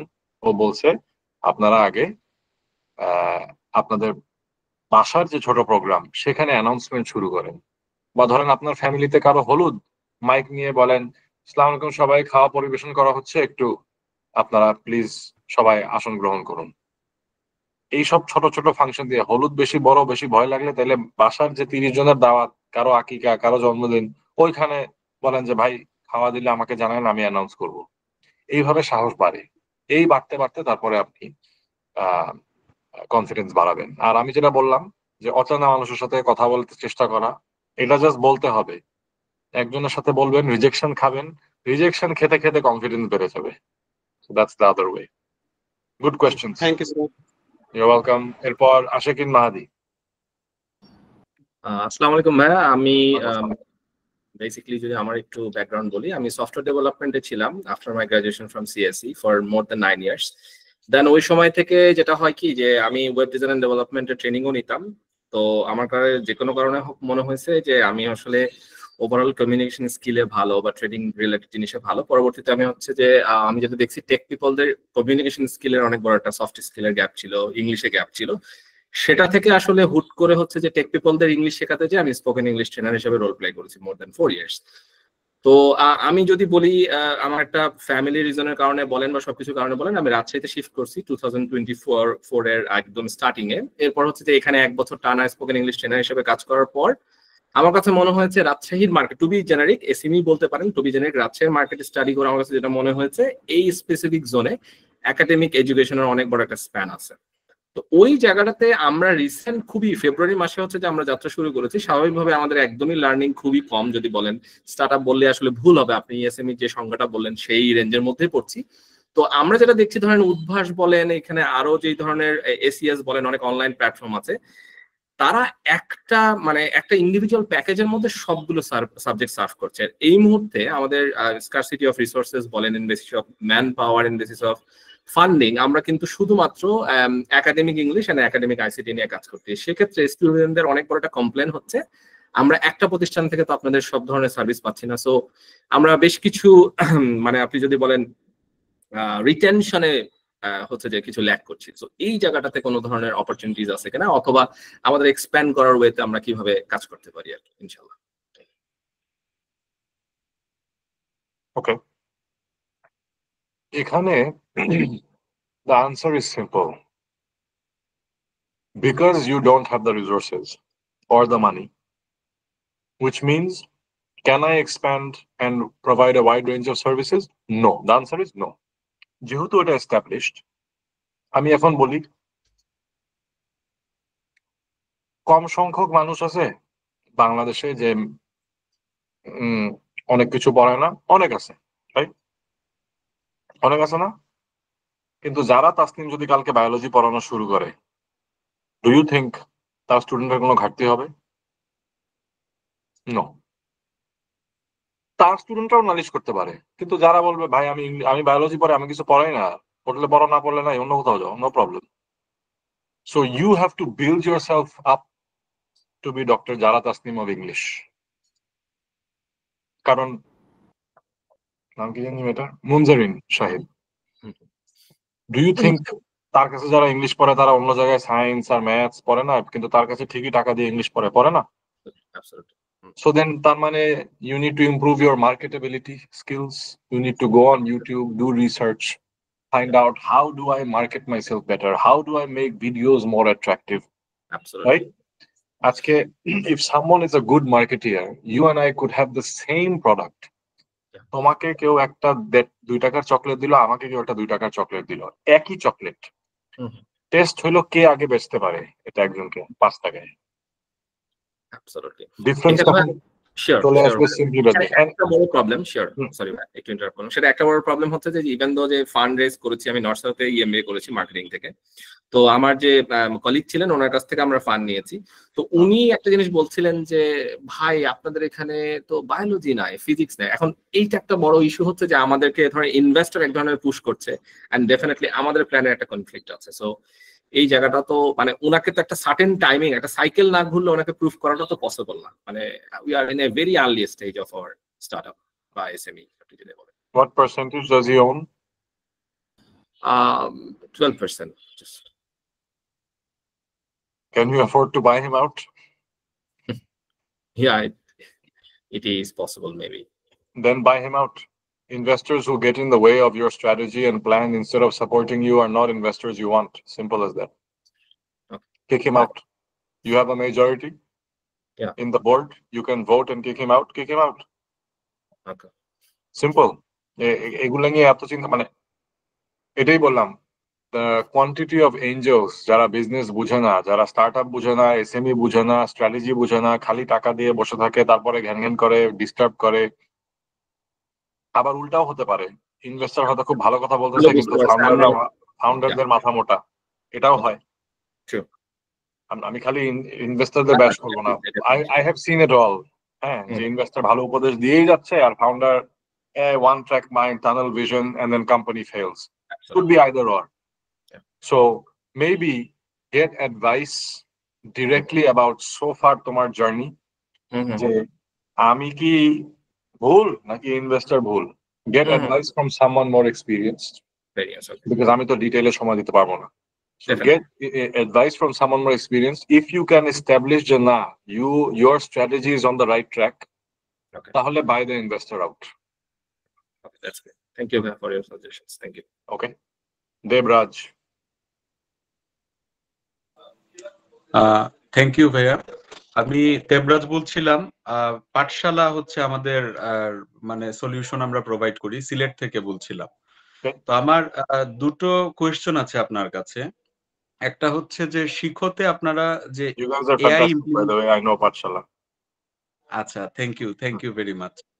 তো আমাদের মানে শিখোতে যে এআই আপনারা ইমপ্লিমেন্ট করলেন, সেখানে স্টুডেন্টরা যে তাদের ক্লাসগুলো বা তাদের প্রবলেমগুলো সলভ করছে এআই এর মাধ্যমে, তাদের ফিডব্যাকটা কেমন পাচ্ছেন আপনারা? মানে তাদের পার্টিসিপেশন এবং ফিডব্যাকটা কেমন পাচ্ছেন? এটা এত নিউ এন্ড ফ্রেশ, এত রিসেন্ট যে এই আনসার আমার কাছে নেই অ্যাকচুয়ালি, আরো পরে পাবো। আচ্ছা, আর দ্বিতীয় আর একটা রিলেভেন্ট একটা প্রশ্ন আছে, সেটা হচ্ছে সেই ক্ষেত্রে আপনারা যে এআই ইমপ্লিমেন্ট করেছেন, সেটা কি আপনাদের এআই থার্ড পার্টি কোনো টুল ইউজ করেছেন নাকি নিজস্ব ইয়ে? আমাদের in house huge team of engineers আছে, সো আমরা এভরিথিং ইজ ইন হাউস। আচ্ছা আচ্ছা, thank you very much. You're welcome. But ভাইয়া ডেফিনেটলি তো কোনো পাবলিক মডেল অ্যাভেলেবল ইউজ করেছেন। It's a combination, right? But done by engineers in house, entirely not AI built from scratch. Okay. আর কারো কি কোনো question I আছে? thought that was obvious, so I didn't state that, but yeah, I hope that clarifies. Ayaz bhai? Ayaz bhai, please. Hello, Sishan bhai. দুইটা একটু বেশ generic question. প্রথমটা হচ্ছে যে আপনারা যখন শুরু করেছেন শুরুতে, তখন মার্কেটটা তখন হয়তো 10 মিনিটস গুলো আদৌ অল্প একটা প্লেয়ার ছিল, market was very still early. গত 5-7 বছরে প্রথমে যখন বলেছিলেন ব্র্যান্ডটা খুব বিজনেস করতে, মার্কেটটা কিরকম চেঞ্জ হয়েছে? মার্কেটটা কি এখনো আপনার কাস্টমার বেস কি মনে করেন আপনার much more open to technology revolution, নাকি স্টিল বিগ স্ট্রাগল? আর এটার সেকেন্ড প্রশ্ন হচ্ছে অ্যাবাউট আর অ্যাকচুয়াল যারা আমাদের এডুকেটর বা আমাদের টিচাররা এবং স্কুল ম্যানেজমেন্টের কথা বলি, ওনারা টেকনোলজি এবং এডটেক কিভাবে দেখে? Is this ever part of the conversation? Recording of করলে আরো ভালোভাবে উত্তর দিতে পারতাম।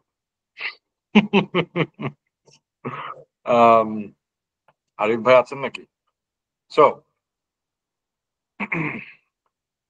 না, মন খুলি উত্তর দিই, এখন তো আর আগের গভর্নমেন্ট নাই। সো প্রথমটার উত্তর হচ্ছে I wouldn't say a huge difference, and the proof is by looking at private tuition or quantity, and Udbhash is still king. আমরা উদ্ভাস রাজা, আমরা সবাই প্রজা, এখনো প্রজাই আছি। আই থিঙ্ক এটাই প্রমাণ আপনার প্রশ্নের উত্তরের যে তেমন হিউজ ডিফারেন্স হয়নি। আই থিঙ্ক আইএস ভাইয়ের কারেন্ট চলে গেছে, আমরা কি একটু ওয়েট করবো? একটু ওয়েট করি, আরেকটা প্রশ্ন নেই। হ্যাঁ, কারণ উনি অন্ধকার হয়ে গেছে আর উনি আটকে গেছে। আর কারো কোনো প্রশ্ন আছে?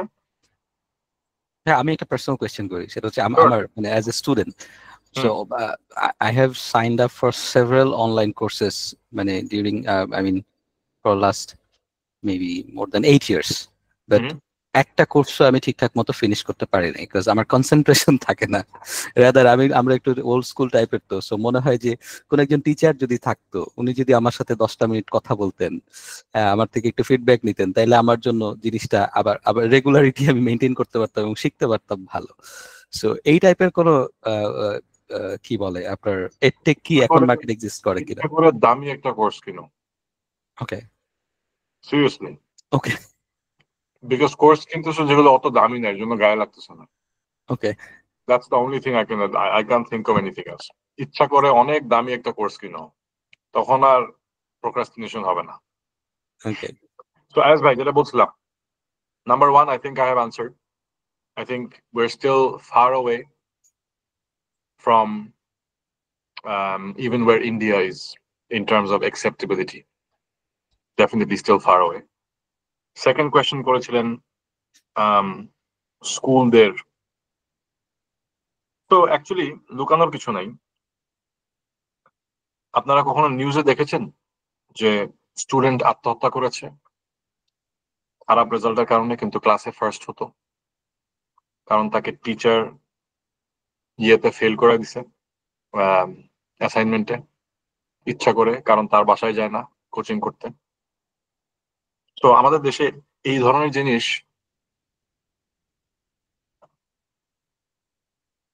মানে কতগুলো স্কুলে ঘটে আমি বলতে পারবো না। অবভিয়াসলি আত্মহত্যার কেস আলহামদুলিল্লাহ অনেক কম, বাট হাজার হাজার হাজার হাজার স্কুলে এগুলো হচ্ছে, হাজার হাজার টিচার এগুলো করছে। কেউ কারো বাসায় পড়তে না যেতেই পারে, সেই কারণে তাকে খারাপ মার্কস দেওয়া ইচ্ছা করে, এগুলো করা উচিত না। যে এই মেয়ে ফার্স্ট হতো, সে ফার্স্ট হয়নি, এর জন্য সে আত্মহত্যা করেছে, বিকজ ইচ্ছা করে তার মার্কস কমিয়ে দেওয়া হয়েছে। সো অ্যাটিটিউড যদি এরকম হয় towards life and making money, then you can imagine আপনি যদি ঢোকার চেষ্টা করেন তাহলে আপনি কি ধরনের ফিডব্যাক পাবেন। যে কোনো স্কুল যদি তাদের মনে হয় যে তাদের টিচারদের পার্সোনাল ইনকামে ব্যাঘাত ঘটতে পারে, যেটা সব স্কুলেই মনে করে, আপনি অনেক সমস্যা ফেস করবেন কোনো ধরনের কোলাবোরেশন বা ইন্টিগ্রেশন বা কোনো কিছু করতে আপনার প্রোডাক্ট নিয়ে। সরকারি স্কুলে এটা একটা বিশাল বিশাল বিশাল প্রবলেম।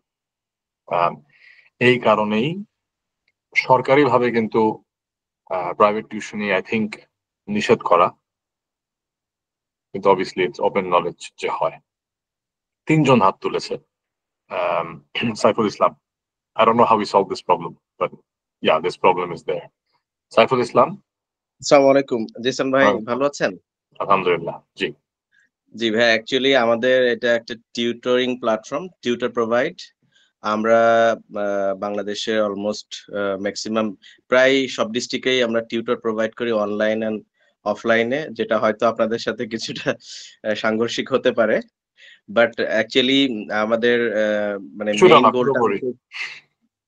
মেইন গোলটা হচ্ছে ফিজিক্যাল টাচ। অ্যাকচুয়ালি এখনো বাংলাদেশের স্টুডেন্টরা বা আমরা আমাদের জেনারেশনও কিন্তু অনলাইন থেকে পিডিএফ বই কিন্তু ডাউনলোড করে পড়ার সেই প্র্যাকটিসটা এখনো কিন্তু শুরু হয়নি। সো দেখা যায় ম্যাক্সিমাম স্টুডেন্টরাই কিন্তু ব্যাক পেইন ছাড়া পড়তে চায় না। দেখা যায় যে খুব কম সংখ্যক স্টুডেন্ট আছে যারা নিজের দায়িত্ব থেকে পড়ে। বাই দ্য ওয়ে, ওইটা আমার মূল প্রশ্ন না, আমার মূল আলোচনার বিষয় হচ্ছে যে আমি যেটা ফেস করতেছি, আমার প্রতিষ্ঠানটা অলমোস্ট 7 ইয়ার ক্রস করে প্রায় 8 ইয়ার্স এর কাছাকাছি আসবে। তো সেই ক্ষেত্রে হিউজ রেসপন্স এন্ড ফিডব্যাক, অনেক মার্কেট অ্যানালাইসিস করেছি, এখনো করছি। বিজনেস তো হিউজ একটা জিনিস, মানে অনেক বড় একটা জায়গা, এখানে শেখার আসলে শেষ নাই।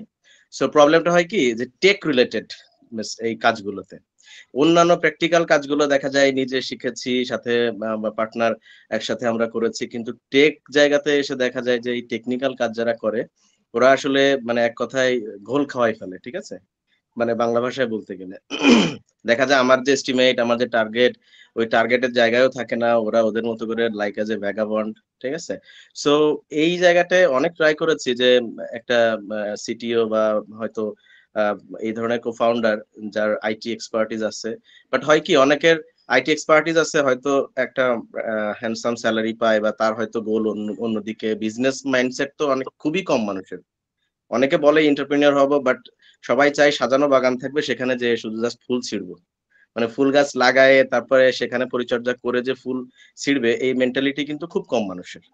তো এই জায়গাটাতে অ্যাকচুয়ালি সমাধান আসলে আমি দীর্ঘদিন ধরে চেষ্টা করে যাচ্ছি, এখনো করতেছি, মানে এটা খুব একটা ল্যাকিংস এর পয়েন্ট। এইখানে আপনি তো দীর্ঘদিন এডুকেশন সেক্টরে কাজ করতেছেন এবং আপনাদের প্ল্যাটফর্ম বাংলাদেশের on the best platform, so আপনাদেরও আমরা ফলো করি বিভিন্ন মানে অ্যাঙ্গেলে। সো সেই ক্ষেত্রে আপনি যদি একটু টিপস বা কোনো সাজেশন দিতেন। আপনি একটু আগে বলেছেন যদিও যে ইউনিভার্সিটি বা টেক সেক্টরে গিয়ে তাদের সাথে একটু কোলাবোরেট করা বা বিভিন্ন ভাবে। আরেকটা আছে উপায়, যদি আপনার ফাইন্যান্সিয়াল ক্যাপাবিলিটি থাকে ভালো স্যালারি দেওয়ার, তাহলে আপনি এস্টাবলিশড কোম্পানির এস্টাবলিশড ইঞ্জিনিয়ারদেরকে পোচ করতে পারেন। প্রবলেমটা হয় কি ভাই, আমরা তো এখনো এঞ্জেল ইনভেস্টরের মানে ওই পর্যায়ে আছি। সো দেখা যায় এইগুলো তো মিনিমাম লাখ টাকার উপরে স্যালারি ডিমান্ড করে, বা ওরা ওই সেক্টরেরই। সো দেখা যায় আমি হয়তো 15-20 লাখ টাকা হয়তো কোথা থেকে কালেক্ট করছি, বাট তাকে যদি আমার মান্থলি 1 লাখ টাকা স্যালারি দেওয়া লাগে, তার সাথে তারও সহযোগী আরো মোটামুটি বেশ কিছু। সো দেখা যাবে যে আমার টেক সেক্টরে মিনিমাম 3 লাখ টাকা অ্যাট লিস্ট, মানে এই ধরনের। তাহলে পার্ট টাইম দিয়ে শুরু করেন। পার্ট টাইম দিয়ে আমরা করতেছি, আমাদের মানে সফটওয়্যারটা অলরেডি রানিং এবং আমরা সফটওয়্যার দিয়ে কাজ করতেছি। বাট প্রবলেমটা হয় কি যে আমার সাথে যদি কমিটমেন্ট থাকে, সে আমাকে weekly 6 hour R 10 hour R 12 our time দিবে, সে দেখা যায় হয়তো হুট করে নাই 1 মাস বলতেছে আমি খুবই মানে এমন ভাবে আমি প্যাক বা অসুস্থ, তাকে আমি বাদও দিতে পারতেছি না, কারণ সে আমাকে সফটওয়্যারে সবকিছু জানে, প্লাস সে আমাকে সার্ভিস দিয়ে আসতেছে বিগত একটা বেশ মোটামুটি টাইম দিয়ে। সো এই কারণে মানে কাইন্ড অফ তার কাছে আমি জিম্মি এক প্রকার। Tough kick.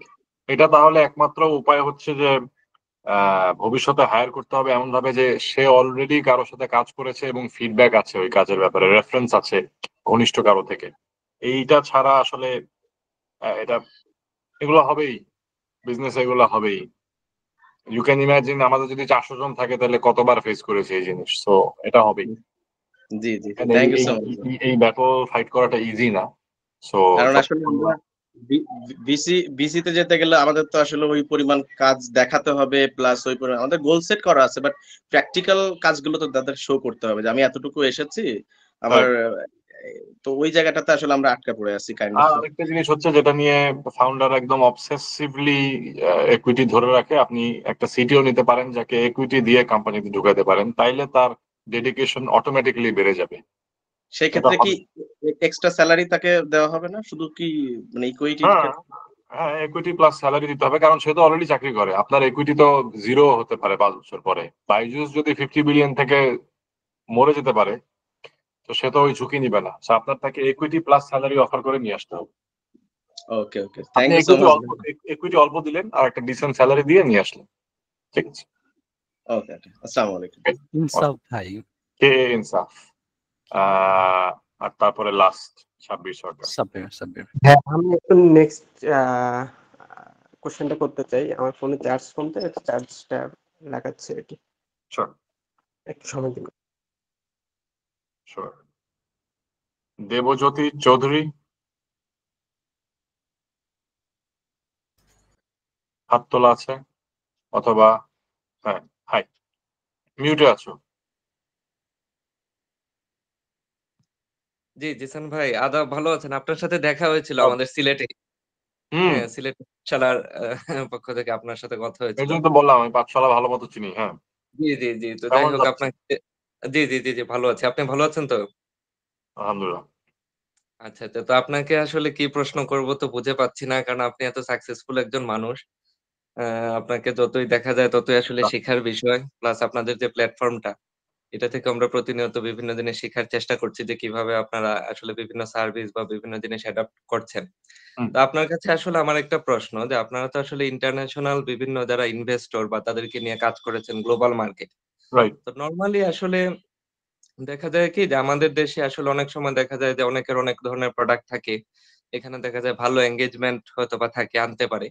কিন্তু দেখা যায় যে ফাইনালি ওই যে জায়গাটা একদম যে মনে করেন যে একটা যে ইনভেস্টর নিয়ে আসা বা ভালো একটা মনে করেন মনে করেন ইনভেস্টরকে মনে করেন যে অ্যাট্রাক্ট করা বা উনাকে যে ভালোভাবে একটা জিনিসকে প্রেজেন্ট করা বা এটার যে স্কোপটা বা কিভাবে কি করা যায়।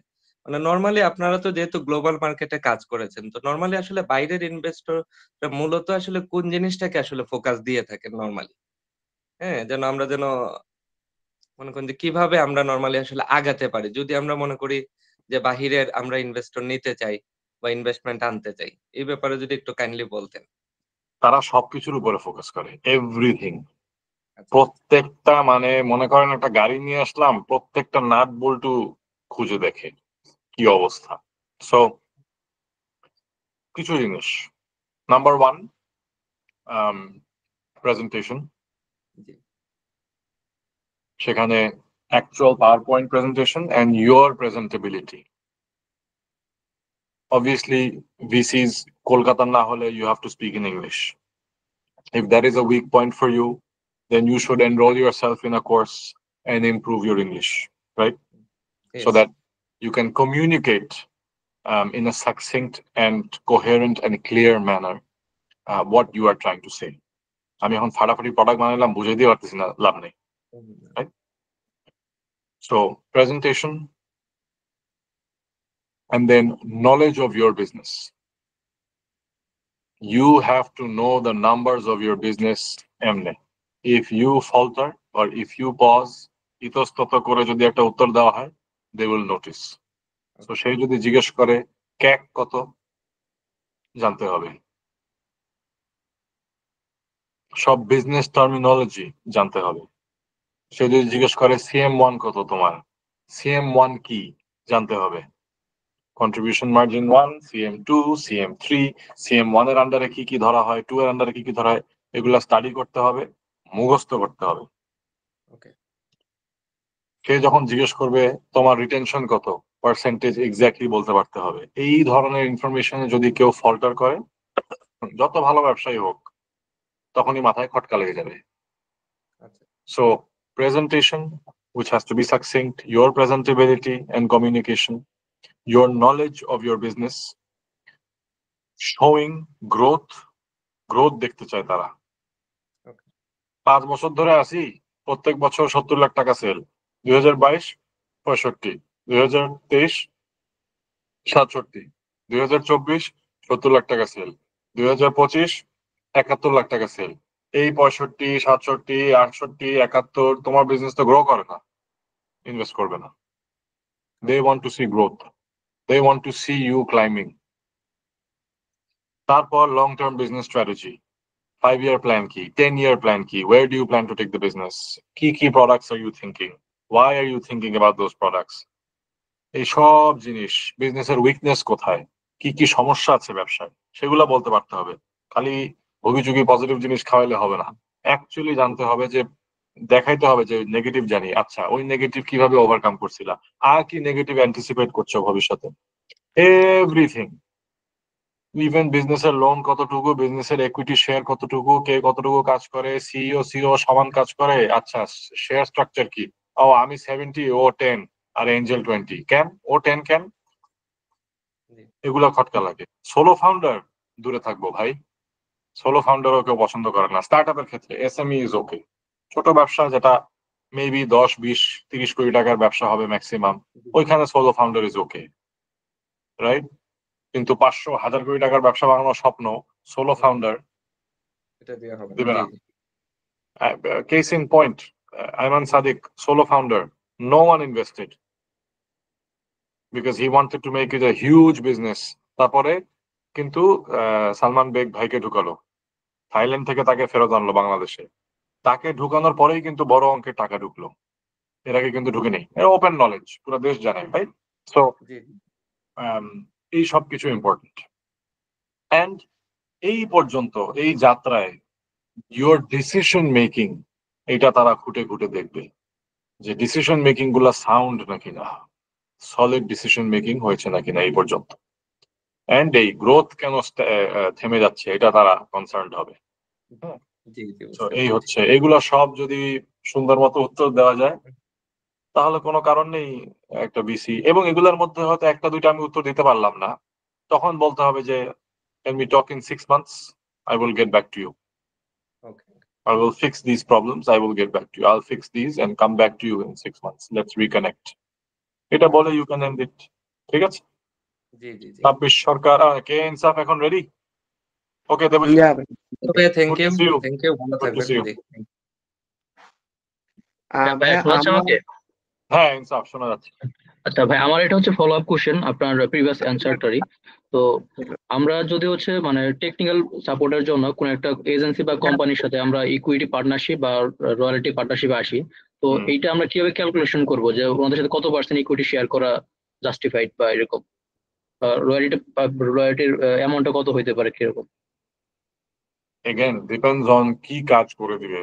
If your product is entirely using technology and they are building the entire technology, and you will need continuous input for as long as the, যেমন শিখো যতদিন বেঁচে থাকবে, আমি তো অপারেটই করি অ্যাপের মাধ্যমে, অ্যাপের মধ্যে তো বাগস হবেই, অ্যাপের মধ্যে আমার ইটারেশনস করতেই হবে। আমার নতুন প্রোডাক্ট লঞ্চ করলে অ্যাপের ভিতরে কিভাবে ওটাকে বসাবো, আমার সারা জীবন আইটির মানুষ লাগবে। এখন আমি ইনহাউস বানায় ফেলছি, but if you don't have the resources and you need to give it to an IT company, কিন্তু ওই আইটি কোম্পানি অ্যাপ বানাবে, যতদিন না আমার নিজস্ব ইঞ্জিনিয়ার হায়ার করার টাকা হবে ততদিন, সেটা যদি অনেক লম্বা সময় হয় যে ও আমার সাপোর্ট দিতেই থাকবে, কতদিন ওর সাপোর্ট লাগবে, কত কমপ্লেক্স জিনিসও বানাবে, আমি ওকে ছাড়া কতটুকু দিশেহারা, এই 3টা জিনিসের বেসিসে আমি ডিসাইড করব ওকে কতটুকু ইকুইটি দিব। আর তারপরে ও তো আসবেই মাছের বাজারের মতো দরদাম করতে, সো ওখানে একটু টানা হেঁচড়া করতে হবে। এই বাট যত কম দেওয়া সম্ভব ইজ দ্য আনসার। বিকজ ভিসিরা তো চায় যে শেয়ার অনেক থাকবে যাতে বেশি বেশি করে রেজ করা যায় ভবিষ্যতে। I hope that answers your question. You're on mute still. Right. Insaf bhai.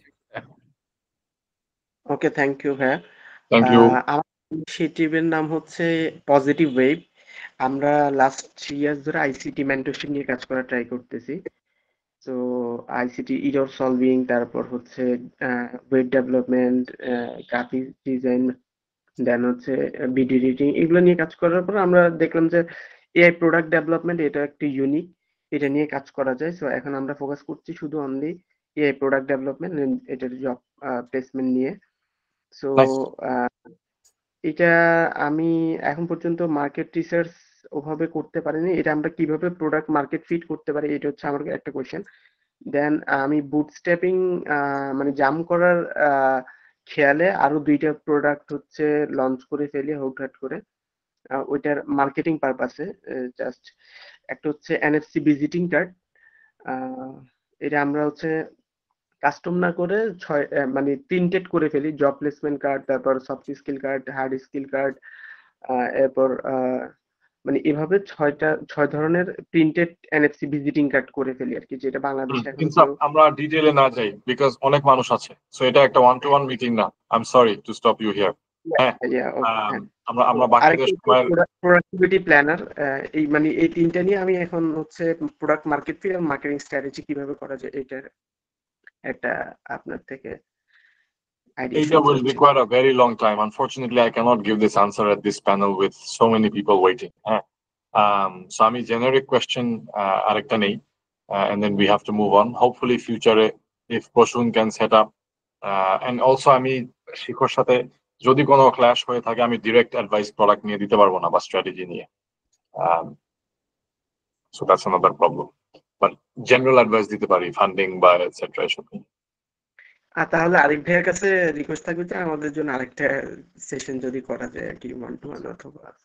Sure ইনসাফ ভাই, আমরা চেষ্টা করবো ইনসাফ ভাই। জিশান ভাই, আমাদের আসলে সময় আজকে অলরেডি আমরা টাইম এক্সিড করে ফেলেছি, সো সময় খুব বেশি একটা নিতে পারছি না, but I will ask you the last question. It's my personal question, and then I will ask for your concluding speech, and then I will close it. So Jishan bhai, if you could travel back to back in time to 2018 or 19, just like in the movie Interstellar, what are the 3 or 4 pieces of advice you would give to your younger self? I mean, younger yourself.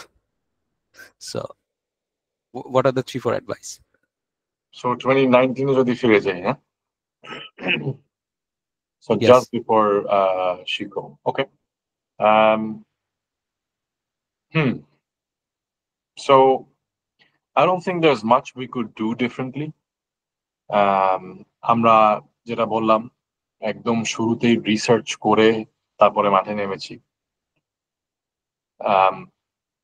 If I could do things differently, এক হচ্ছে আমি আমার সংস্থাকে হয়তো জানিয়ে তারপরে এটা attempt নেওয়া শুরু করতাম, কারণ যখন চাকরি ছেড়েছি আমার সংস্থা আমার সাথে খুব আপসেট হয়েছে। এটা লাইফ, এটা হয়। আমি তাদেরকে বোঝানোর চেষ্টা করেছি যে এরকম once in a life time opportunity আমার হাতছাড়া করা ঠিক হবে না, কারণ হঠাৎ করে সিড রাউন্ড ফান্ডিংটা চলে এসেছে। সো আমাকে আমার ডিরেক্টর বলেছিল যে বাট তুমি বললে আমরা কিছু মনে করতাম না, তোমাকে অ্যালাউ করতাম সাইডে, কারণ তুমি তো সন্ধ্যা রাত্রে করছিলা। যদিও আমার কন্ট্রাক্টে লেখা কোনো কিছু ভলেন্টিয়ার করলেও আমার তাদের পারমিশন দিতে হবে। সো আমি বিশ্বাস করি না যে তারা আমাকে অ্যালাউ করতো, বাট আই থিঙ্ক একটা চেষ্টা করতে পারতাম, বিকজ কোনো সম্পর্কই খারাপ ভাবে শেষ করা উচিত না, আমি আগে কখনো করিনি। এটা 1। 2 হচ্ছে আমরা অনেক এঞ্জেলের পিছে দৌড়েছি যেগুলা সময় বৃথা হয়েছে। রিয়েলাইজ করেছি যে অনেকেই খালি কথা বলে, বড় বড় কথা বলে, কিন্তু আসলে ইনভেস্ট করে না। এটার পরিমাণ এত বেশি, এটা তখন বুঝিনি। কোম্পানি বেশ কিছুদিন এক্সিস্ট করার পর যখন ম্যাচুরিটি এসছে, তখন অটোমেটিক্যালি বোঝা শুরু করেছি যে আসলে কার সাথে কথা বলে লাভ আছে আর কার সাথে কথা বলে লাভ নাই। সো ওই সিলেকশনটা করার ক্যাপাবিলিটি ছিল না। তো তখন হয়তো আরো কিছু মানুষের থেকে অ্যাডভাইস নিতে পারতাম যারা অলরেডি ফান্ডিং তুলছে আগে, যেমন চাল ডাল বা whatnot, এটা আরেকটা অ্যাডভাইস হয়তো নিজেকে দিতাম যে আরো এই দুনিয়ার, যদিও বাংলাদেশে তখন এই বড় অঙ্কের টাকা তোলা মানুষ খুবই কম, হাতে গোনা কয়েকজন, সবাইকে তো চিনতে হবে কথা বলতে, বাট তাও চেষ্টা করতাম তাদের কাছে পৌঁছে আরো অ্যাডভাইস নিতে। বাট আমরা অলওয়েজ, এটা সবাইকে বলছি, অলওয়েজ যত স্টার্ট আপের দুনিয়ায় মানুষের সাথে সম্ভব আমরা we try to reach them on LinkedIn, Facebook, networking events, startup events, government events, যত সম্ভব। শাহির এটা বেশি করতো, আমি যেহেতু পড়াশোনা নিয়ে ব্যস্ত থাকতে পছন্দ করি, ইভেন ফান্ড রেজিং মিটিংও অতিরিক্ত পরিমাণ শাহিরই যেত। বাট আমরা চেষ্টা করেছি যত ধরনের সম্ভব উপদেশ নিতে পুরা জার্নিতে, সবসময়, কারণ সবসময় নিজেকে বলতে হবে যে আরো শেখার আছে, আরো শেখার আছে, আরো শেখার আছে, এটা আমরা নিজেদেরকে বলতাম সবসময়। এই দুটা ছাড়া আসলে সত্যি কথা বলতে আর তেমন কিছু নেই যেটা আমরা ডিফারেন্টলি করতাম, কারণ আমরা আই ডোন্ট থিঙ্ক আমি অ্যানিমেশন না করতাম, কারণ আমার কথা হচ্ছে আমি যদি আরো ভালো কিছু না বানাই তাহলে আমি আসছি কেন, right? Because for me it's not about the money, so for me product is priority. এবং এটাই যে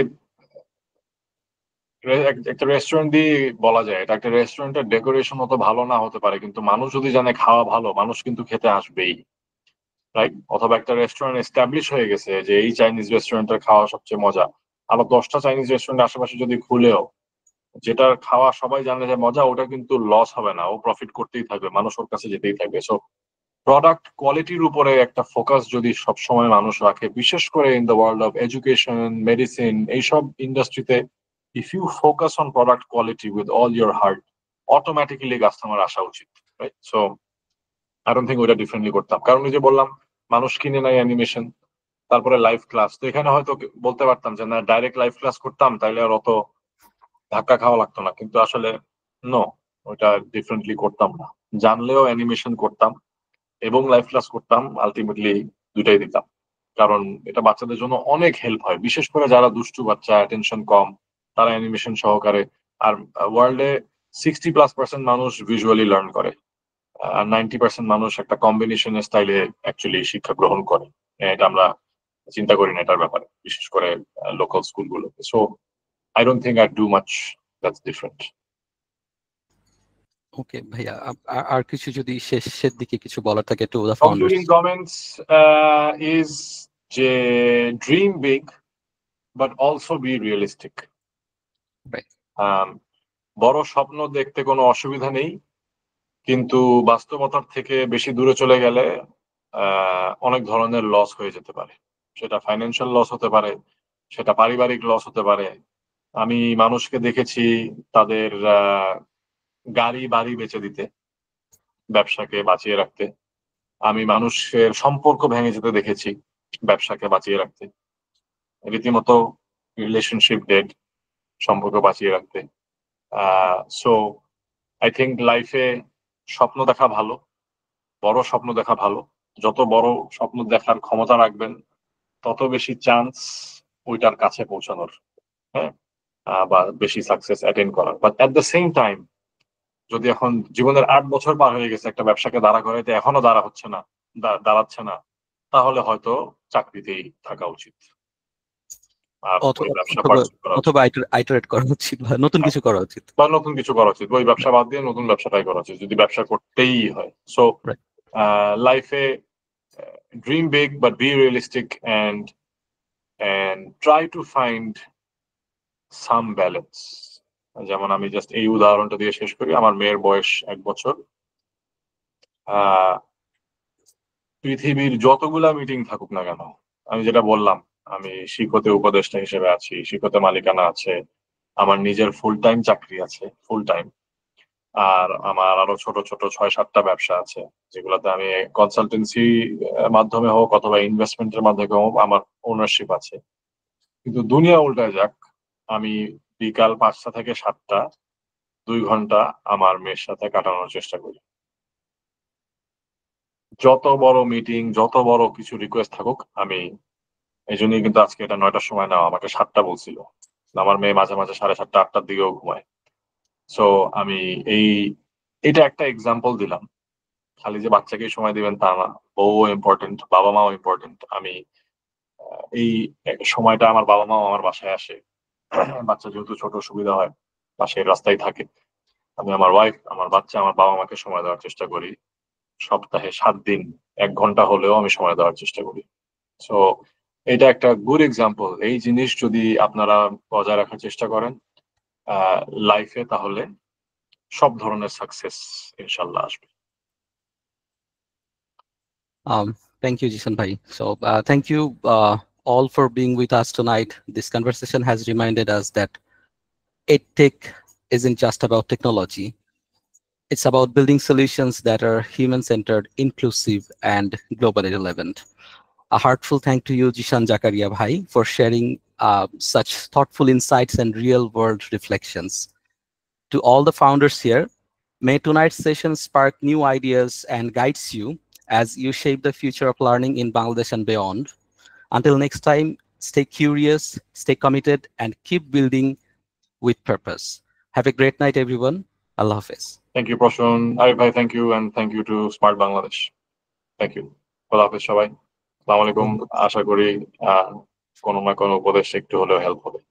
গুড নাইট। Allah Hafiz. আল্লাহ হাফিজ।